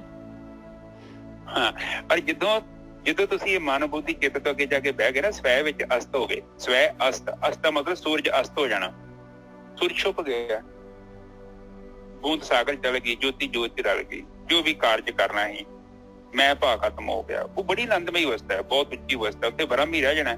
ਫਿਰ ਸਾਡੇ ਜੀਵਨ ਚ ਸੰਤੋਖ ਹੋਣਾ, ਉਹ ਬੜੀ ਉੱਚੀ ਅਵਸਥਾ ਹੈ, ਐਡੀ ਜ਼ਿਆਦਾ ਉੱਚੀ ਅਵਸਥਾ ਹੈ। ਔਰ ਜਦੋਂ ਤੁਸੀਂ ਸੰਸਾਰ ਤੋਂ ਜਾਓਗੇ ਨਾ, ਤੇ ਤੁਸੀਂ ਖੁਸ਼ ਹੋ ਕੇ ਜਾਣਾ ਵਾ। ਤੁਸੀਂ ਖੁਦ ਹੀ ਕਹਿਣਾ ਹੈ ਕਿ ਮੈਂ ਜਿਹੜਾ ਕੰਮ ਕਰਨਾ ਉਹ ਤੇ ਹੋ ਗਿਆ। ਜੀਵਨ ਇਹਨੂੰ ਮਹਾਯੱਗ ਕਹਿੰਦੇ ਨੇ। ਮਹਾਯੱਗ ਹੁੰਦੇ ਨੇ, ਪਹਿਲਾਂ ਜ਼ਮਾਨੇ 'ਚ ਨਾ ਯੱਗ ਹੁੰਦੇ ਸੀ, ਲੋਕੀ ਹਵਨ ਕਰਦੇ ਸੀ, ਕੋਈ ਜੱਗ ਹੁੰਦੇ ਸੀ। ਪਰ ਇਹ ਮਹਾਯੱਗ ਦਾ ਮਤਲਬ ਤੁਹਾਡਾ ਜੀਵਨ ਇੱਕ ਜੱਗ ਹੈਗਾ। ਇੱਕ ਇੱਕ ਦਿਨ ਸਾਨੂੰ ਉਹ ਆਹੂਤੀ ਦੇਣੀ ਪੈਂਦੀ ਆ, ਜਿਹੜੀਆਂ ਚੀਜ਼ਾਂ ਦੀ ਨਹੀਂ ਲੋੜ। ਇਹ ਬੜਾ ਔਖਾ ਗੇਮ ਹੈ। ਇੱਥੋਂ ਪ੍ਰਕਿਰਤੀ ਦੇ ਬੰਧਨ ਚੋਂ ਫਿਰ ਐਵੇਂ ਥੋੜੀ ਉੱਥੇ ਕਹਿੰਦੇ ਉੱਥੇ ਬ੍ਰਹਮਾ ਵੀ ਨਹੀਂ ਪਹੁੰਚ ਸਕਦਾ, ਸ਼ਿਵ ਜੀ ਨਹੀਂ ਪਹੁੰਚ ਸਕਦਾ, ਮਹੇਸ਼ ਨਹੀਂ ਪਹੁੰਚਣ ਦਿਆ, ਪਰ ਤੁਸੀਂ ਪਹੁੰਚ ਜਾਣਾ। ਕਿਉਂ ਪਹੁੰਚ ਜਾਣਾ? ਕਿਉਂਕਿ ਉੱਥੇ ਉਹ ਇੱਕ ਬਹੁਤ ਵੱਡੀ ਅਵਸਥਾ ਹੈ। ਉਹ ਬ੍ਰਹਮ ਦੀ ਭਗਤੀ ਕੀਤੀ ਔਰ ਫਿਰ ਉਹਦੀ ਪ੍ਰਾਪਤੀ ਬਹੁਤ ਵਧੀਆ। ਫਿਰ ਤਾਂ ਕਿ ਮੁਝ ਇਹਨੇ ਜਿੰਨਾ ਨਾਮ ਤੇ ਆਇਆ ਗਏ ਮਸਕਤ ਕਾਲ ਤੇ ਮੁਖੁਜਲੇ, ਨਾਨਕ ਤੇ ਮੁਖੁਜਲੇ ਕੀਤੀ ਛੁੱਟੀ ਨਾਲ। ਇਹ ਮਸਕਤ ਤੇ ਘੱਲਣੀ ਪੈਣੀ ਆ, ਕਿਉਂਕਿ ਉੱਥੇ ਮਿਹਨਤ ਲੱਗਣੀ ਹੈ, ਜ਼ੋਰ ਲੱਗਣਾ, ਉੱਪਰ ਦੀ ਚੜਾਈ ਹੈ। ਤਾਂ ਕਬੀਰ ਜੀ ਕਹਿੰਦੇ ਆ ਕਿ ਔਖਟ ਘਾਟੀ ਰਾਮ ਕੀ ਤੈ ਚੜ ਰਹੇ ਹੋ ਕਬੀਰ। ਉੱਥੇ ਨਹੀਂ ਕਿਹਾ ਕਿ ਮੇਰੇ ਨਾਲ ਭੀੜ ਸੀ, ਮੈਂ ਕੱਲਾ ਚੜ੍ਹਦਾ ਪਿਆ। ਇਸੇ ਤਰ੍ਹਾਂ ਇਹ ਤੁਹਾਡੀ ਪਹਾੜੀ ਹੈ, ਤੁਸੀਂ ਚੜੋਗੇ, ਮੈਂ ਚੜਾਂਗਾ, ਨਿੱਜਰ ਸਾਹਿਬ ਦੀ ਨਿੱਜਰ ਚੜਨਗੇ। ਤੇ ਇਸ ਵੇ ਇਹ ਜੀਵਨ ਦਾ ਇੱਕ ਬੜਾ ਸੱਚਾਈ ਹੈਗੀ ਹੈ, ਬੜੀ ਸੱਚਾਈ। ਤੁਸੀਂ ਥੋੜਾ ਜਿਹਾ ਧਿਆਨ ਮਾਰੋ ਪਲੀਜ਼, ਥੋੜਾ ਜਿਹਾ ਧਿਆਨ ਚ ਮਾਰੋ। ਤੁਹਾਡੇ ਹੱਥ ਆਇਆ ਕੀ ਆ? ਕੁਛ ਵੀ ਨਹੀਂ ਆਇਆ। ਇਹ ਜਿਹੜਾ ਸੰਸਾਰ ਲਾ ਕੇ ਦਿਖਦਾ ਹੈ ਨਾ, ਕਿ ਬੜੇ ਲੋੜਾਂ ਦਾ, ਇਹ ਸਾਡੀਆਂ ਜ਼ਰੂਰਤਾਂ ਨੇ। ਜਿੱਦਾਂ ਮਤਲਬ ਇੱਕ ਗਾਂ ਵਾ, ਗਾਂ ਦੇ ਸਰੀਰ ਖਾਂ ਦੇ ਸਰੀਰ ਚ ਖੂਨ ਹੈਗਾ ਤੇ ਜੋਗ ਲੱਗੀ ਹੈ ਨਿੱਜਰ ਸਾਹਿਬ ਉਹਦੇ ਨਾਲ, ਚਿੱਕੜਾ ਵਾਂਗੂ। ਹਾਂ, ਥਾਣਾ ਨੂੰ ਬਿਲਕੁਲ। ਕਿਉਂ ਲੱਗੀ? ਉੱਥੇ ਮਿਲ ਰਿਹਾ ਕੁਛ। ਔਰ ਜਦੋਂ ਖੂਨ ਖਤਮ ਤੇ ਉਹ ਕੱਢ ਕੇ ਗਾਂ ਜਾਂਦੀ। ਇਹ ਸੰਸਾਰ ਪਤਾ ਕੀ ਹੈ, ਇਹ ਇੱਕ ਚੱਲਦੀ ਬੱਸ ਵਾਲਾ ਹਿਸਾਬ ਆ। ਜਦ ਤੱਕ ਤੁਹਾਡੀ ਬੱਸ ਚੱਲਦੀ ਹੈ ਨਾ, ਸਾਰੀ ਦੁਨੀਆ ਤੁਹਾਡੇ ਨਾਲ ਆ। ਥੋੜੀ ਜਿਹੀ ਬੱਸ ਬਿਮਾਰ ਹੋਈ ਨਾ, ਸਾਰੀਆਂ ਸਵਾਰੀਆਂ ਉੱਠ ਕੇ ਭੱਜ ਜਾਣੀਆਂ। ਇਹ ਨਿਯਮ ਹੈ। ਇਹ ਸਾਡੇ ਨਾਲ ਨਹੀਂ, ਸਾਰਿਆਂ ਨੇ ਏਦਾਂ ਹੀ ਹੋਇਆ ਵਾ। ਇਹ ਸਾਡੇ ਨਾਲ ਵੀ ਇਹ ਚੀਜ਼ ਆਉਣੀ ਹੈ। ਇਸ ਲਈ ਕਹਿੰਦੇ ਜਿਉਂਦੇ ਜੀ ਸੰਨਿਆਸੀ ਹੋ ਜਾਓ, ਇਹਨਾਂ ਮੋਹ ਚ ਫਸਿਓ। ਕਿਉਂਕਿ ਮੁੜ ਕੇ ਫਿਰ ਇਹ ਬੜੀ ਔਖੀ ਕਿਰਿਆ ਹੈ। ਇਹਦੇ ਵਿੱਚੋਂ ਇਹਨੂੰ ਅਲੱਗ ਕਰਨਾ ਬੜਾ ਔਖਾ। ਬਾਰ-ਬਾਰ ਆਪਾਂ ਕੀ ਕਰ ਰਹੇ ਹਾਂ? ਸਮਾਧੀ ਕਿਹੋ ਜਿਹੀ ਕਰ ਰਹੇ ਹਾਂ? ਆਪਣੇ ਪ੍ਰਾਣਾਂ ਨੂੰ ਇਕੱਠੇ ਕਰ ਰਹੇ ਹਾਂ ਆਪਾਂ ਹਰ ਦਿਨ ਜਿਉਂਦੇ। ਕਹਿੰਦੇ ਨਾ, ਜੇ ਇਹ ਮਰਨੀ ਤੇ ਜਗ ਡਰੇ ਮੇਰੇ ਮਨ ਆਨੰਦ, ਮਰਨੇ ਹੀ ਤੇ ਪਾਈਏ ਪੂਰਨ ਪਰਮਾਨੰਦ। ਉਹ ਮਰਨਾ ਮਤਲਬ ਕੀ ਹੈ? ਜਿਉਂਦੇ ਜੀ ਮਨ ਤੋਂ, ਬੁੱਧੀ ਤੋਂ, ਚਿੱਤ ਤੋਂ ਅੱਗੇ ਲੰਘਣਾ, ਸੁਰਤੀ ਨੂੰ ਆਤਮਾ ਤੱਤ ਚ ਲੀਨ ਕਰਨਾ। ਨਿੱਜਰ ਸਾਹਿਬ ਬਾਹਰ ਉਹ ਕਿਰਿਆ ਕਰਨੀ। ਔਰ ਇੱਕ ਸਮਾਂ ਆਊਗਾ ਤੇ ਫਿਰ ਉੱਥੇ ਸਹਿਜ ਅਵਸਥਾ ਮਿਲ ਜਾਣੀ ਹੈ। ਅਧੂਰੀ ਅਵਸਥਾ ਕਹਿੰਦੇ ਨੇ, ਪਰਮ ਅਵਸਥਾ, ਜਿੱਥੇ ਗ੍ਰੰਥ ਗ੍ਰੰਥ ਦੀ ਕੋਈ ਲੋੜ ਨਹੀਂ ਹੈ ਤੁਹਾਨੂੰ ਪੜ੍ਹਨ ਦੀ। ਤੁਹਾਨੂੰ ਕੋਈ ਵੀ ਗਿਆਨ ਨਹੀਂ। ਬ੍ਰਹਮ ਗਿਆਨੀ ਨੂੰ ਹੋ ਸਕਦਾ ਕਿ ABC ਨਾ ਆਉਂਦੀ ਹੋਵੇ, ਉਹ ਬ੍ਰਹਮ ਗਿਆਨੀ ਹੈ। ਇਹ ਤੇ ਇੱਕ ਅਵਸਥਾ ਵਾ ਨਿੱਜਰ ਸਾਹਿਬ। ਬਿਲਕੁਲ ਸਹੀ ਗੱਲ ਹੈ ਜੀ, ਬਹੁਤ ਵਧੀਆ। ਬਾਣੀ ਵੀ ਕਹਿੰਦੀ ਹੈ, ਕਹਿੰਦੀ ਕਿ ਬਈ ਜਿਹੜਾ ਹੈਗਾ ਇਹਦੇ ਵਾਸਤੇ ਜਿਹੜਾ ਹੈਗਾ ਬਈ ਜਿਹੜਾ ਅਨਪੜ੍ਹ ਬੰਦਾ ਵੀ ਜਾ ਸਕਦਾ ਹੈ ਭਾਈ, ਅਨਪੜ੍ਹ ਵੀ ਜਾ ਸਕਦਾ ਹੈ। ਹਾਂ, ਓਮੀ ਦਾ ਮਤਲਬ ਜਿਹਨੂੰ ਇੱਕ ਸ਼ਬਦ ਦਾ ਆਉਂਦਾ, ਓਮੀ ਆਉਂਦਾ। ਉਹ ਆਉਂਦਾ ਨਾ, ਮੈਂ ਨਹੀਂ ਕਹਿੰਦਾ ਗ੍ਰੰਥ ਮਾੜੇ ਆ। ਹਾਂ ਬਿਲਕੁਲ, ਪਰ ਓਮੀ ਸਾਧਨਾ ਮਾਰੀ ਕਿਹਾ ਨਾ ਬਾਣੀ। ਬਿਲਕੁਲ, ਜਿਹੜਾ ਓਮ ਨੂੰ ਜਾਣਦਾ ਹੈ ਉਹ ਹੋਇਆ ਪੜਿਆ ਹੋਵੇ ਗੁਨਾਹਗਾਰ ਤਾਂ ਓਮੀ ਸਾਧਨਾ ਮਾਰੀਏ। ਜਿਹਾ ਕਾਲੇ ਕਾਲਣਾ ਤੇ ਵੇਹਾ ਨਾਉ ਪਚਾਰੀਏ, ਐਸੀ ਕਲਾ ਨਾ ਖੇਡੀਏ ਜਿੱਥੇ ਦਰਗੇ ਗਿਆ ਹਾਰੀਏ। ਪੜਿਆ ਅਤੇ ਉਮਿਆ ਵਿਚਾਰ ਅੱਗੇ ਵਿਚਾਰੀਏ। ਹਾਂਜੀ, ਇਹ ਸਾਧ ਸੰਗਤ ਜੀ। ਹਾਂਜੀ, ਮੈਂ ਕਿਹਾ ਬਈ ਅੱਗੇ ਜਿਹੜਾ ਇਸ ਚੀਜ਼ ਦੇ ਨਾਲ ਹੀ ਚੱਲਣਾ ਹੈ ਵੀ ਤੂੰ ਜਿਹੜਾ ਖਾਲੀ ਗਿਆਨੀ ਬਣ ਕੇ ਆਇਆ ਆ, ਪੜ੍ਹਿਆ ਆ, ਗਿਆਨ ਨੂੰ ਪੜ੍ਹਿਆ ਆ ਕਿ ਸਾਧਨਾ ਕੀਤੀ ਹੈ। ਓਮੀ ਦਾ ਮਤਲਬ ਆ ਇੱਕ ਅੱਖਰ ਦੀ ਭਗਤੀ ਕੀਤੀ ਹੈ, ਤੂੰ ਧਿਆਨ ਸਿਮਰਨ ਕੀਤਾ ਹੈ, ਤਾਂ ਜਿਹੜਾ ਹੈਗਾ ਆਹ ਵਿਚਾਰ ਅੱਗੇ ਹੋਣਾ ਹੈ ਭਾਈ। ਪੜਾਕੂਆਂ ਦੀ ਲਾਈਨ ਤਾਂ ਉਹਨੇ ਅਲੱਗ ਕਰ ਦੇਣੀ ਹੈ ਬਈ, ਤੂੰ ਤਾਂ ਖਾਲੀ ਪੜ੍ਹ ਕੇ ਆਇਆ ਭਾਈ। ਇਹ ਉੱਥੇ ਦਰਗਾਹ 'ਚ ਐਂਟਰੀ ਤਾਂ ਮਿਲਣੀ ਹੈ ਧਿਆਨ ਸਿਮਰਨ ਵਾਲੇ ਨੂੰ। ਹਾਂਜੀ, ਮੈਂ ਕਿਹਾ ਦਰਗਾਹ 'ਚ ਐਂਟਰੀ ਧਿਆਨ ਸਿਮਰਨ ਵਾਲੇ ਨੂੰ ਹੀ ਮਿਲਣੀ ਆ ਭਾਈ। ਹਾਂ, ਇਹ ਜਿਹੜੀ ਦੂਜੀ ਆਪਾਂ ਗਿਆਨ ਇਕੱਠਾ ਕਰਦੇ ਆ, ਜਿਹੜੇ ਤੁਸੀਂ ਵਿਚਾਰ ਕਰ ਰਹੇ ਜੀ, ਇਹ ਕੇਵਲ ਜ਼ਮੀਨ ਦੀ ਤਿਆਰੀ ਆ, ਇਸ ਤੋਂ ਵੱਧ ਕੁਝ ਨਹੀਂ ਹੈਗਾ। ਬਿਲਕੁਲ ਸਹੀ ਗੱਲ ਹੈ, ਬਿਲਕੁਲ ਸਹੀ ਗੱਲ। ਜਿੱਦਾਂ ਇੱਕ ਕਿਸਾਨ ਹੈ, ਕਿਸਾਨ ਨੇ ਕੀਤਾ ਕਿ ਪੈਲੀ ਸਾਫ਼ ਕੀਤੀ ਆ, ਪੱਥਰ ਪੁੱਤਰ ਕੱਢ ਕੇ ਬਾਹਰ ਸੁੱਟੇ ਆ, ਉਸ ਤੋਂ ਬਾਅਦ ਫਸਲ ਲਾਉਣੀ ਉੱਥੇ ਪੈਣੀ ਆ, ਉਹ ਨਾਮ ਜਪਣਾ ਪੈਣਾ ਹੈ। ਬਿਲਕੁਲ, ਬਹੁਤ ਵਧੀਆ ਜੀ। ਤੇ ਜਦੋਂ ਆਪਾਂ ਇਹ ਸੋਚਦੇ ਆ ਕਿ ਮੈਂ ਪੈਲੀ ਸਾਫ਼ ਕਰੀ ਜਾਂਦਾ ਵਾ, ਘਾਹ ਪੁੱਟਿਆ, ਖਾਦ ਵੀ ਪਾਈ ਜਾਂਦਾ, ਪਾਣੀ ਵੀ ਲਾਈ ਜਾਂਦਾ, ਤੇ ਬੀਜਿਆ ਕੁਛ ਵੀ ਨਹੀਂ, ਉਗਣਾ ਕਿੱਥੋਂ ਨਿਜਰ ਸਾਹਿਬ? ਬਿਲਕੁਲ ਸਹੀ ਗੱਲ ਹੈ। ਤੇ ਉਗਣਾ ਤੇ ਨਿਜਰ ਸਾਹਿਬ ਉਹ ਆ ਕਿ ਜੋ ਅਸੀਂ ਬੀਜਿਆ। ਤੇ ਇਹ ਅੱਜ ਦੇ ਵਿਚਾਰ ਨਿਜਰ ਸਾਹਿਬ ਫਿਰ ਇੱਥੇ ਹੀ। ਹਾਂਜੀ ਬਿਲਕੁਲ, ਬਹੁਤ ਵਧੀਆ ਜੀ। ਆਵਾ ਸਾਧ ਸੰਗਤ ਜੀ, ਜ਼ਿਆਦਾ ਔਖਾ ਕੰਮ ਨਹੀਂ ਹੈ, ਕਨਫਿਊਜ਼ ਨਾ ਹੋਇਓ। ਬਸ ਇਹ ਕਿ ਭਗਤੀ ਕਰੀ ਜਾਓ, ਭਗਤੀ ਕਰੀ ਜਾਓ। ਭਗਤੀ ਕਰਨੀ ਬੜੀ ਔਖੀ, ਮੈਂ ਤੁਹਾਨੂੰ ਇਹ ਦੱਸਾਂ, ਜੇ ਕਹੋ ਨਾ ਕਿ ਤੁਹਾਡਾ ਬੜਾ ਫਾਇਦਾ ਹੋ ਜਾਊਗਾ, ਕਿ ਤੁਹਾਨੂੰ ਇੱਥੋਂ ਬੜੇ ਤੁਹਾਡੇ ਕਾਰੋਬਾਰ ਵਾਧੇ ਪੈ ਜਾਣਗੇ, ਹੋ ਸਕਦਾ ਤੁਹਾਡਾ ਬਿਜ਼ਨਸ ਪਹਿਲੇ ਨੂੰ ਘੱਟ ਵੀ ਜਾਵੇ ਥੋੜਾ ਬਹੁਤਾ, ਕਿਉਂਕਿ ਉਚਾਈ ਦੇ ਵੱਲ ਜਾਣਾ ਹੈ ਤੇ ਫਾਲਤੂ ਦੀ ਚੀਜ਼ਾਂ ਲਾਉਣੀਆਂ ਪੈਣੀਆਂ। ਤੁਹਾਡੇ ਜੀਵਨ 'ਚ ਉਚਾਈ ਜਦੋਂ ਆਉਣੀ ਹੈ ਨਾ, ਤੇ ਕਈ ਜਿਹੜੀਆਂ ਨਿੰਦਿਆ ਚੁਗਲੀਆਂ ਛੁੱਟ ਜਾਣੀਆਂ। ਹੋ ਸਕਦਾ ਤੁਹਾਡੇ ਦੋਸਤ ਵੀ ਤੁਹਾਡੇ ਤੋਂ ਅਲੱਗ ਹੋ ਜਾਣ, ਜਿਹੜੇ ਤੁਹਾਡੇ ਨਾਲ ਗੱਲਾਂ ਕਰਦੇ ਸੀ 2-2 ਘੰਟੇ ਤੁਹਾਡਾ ਦਿਮਾਗ ਖਾਂਦੇ ਸੀ ਨਾ ਫੋਨ ਕਰਕੇ ਚੁਗਲੀਆਂ, ਉਹ ਵੀ ਬੰਦ ਹੋ ਜਾਣ। ਫਿਰ ਤੁਹਾਡੇ ਦੋਸਤ ਵੀ ਘੱਟ ਜਾਣੇ ਨੇ, ਪਰ ਫਾਇਦਾ ਜੀ, ਨੁਕਸਾਨ ਨਹੀਂ ਹੈਗਾ ਜੀ। ਹਾਂਜੀ ਠੀਕ ਹੈ ਨਿੱਜਰ ਸਾਹਿਬ, ਅੱਜ ਦੇ ਵਿਚਾਰ ਇੱਥੇ ਸਮਾਪਤ ਕਰੀਏ। ਸਾਧ ਸੰਗਤ ਇੱਕ ਅਰਦਾਸ ਸੀ ਮੁੰਡੇ ਦੀ, ਤੇ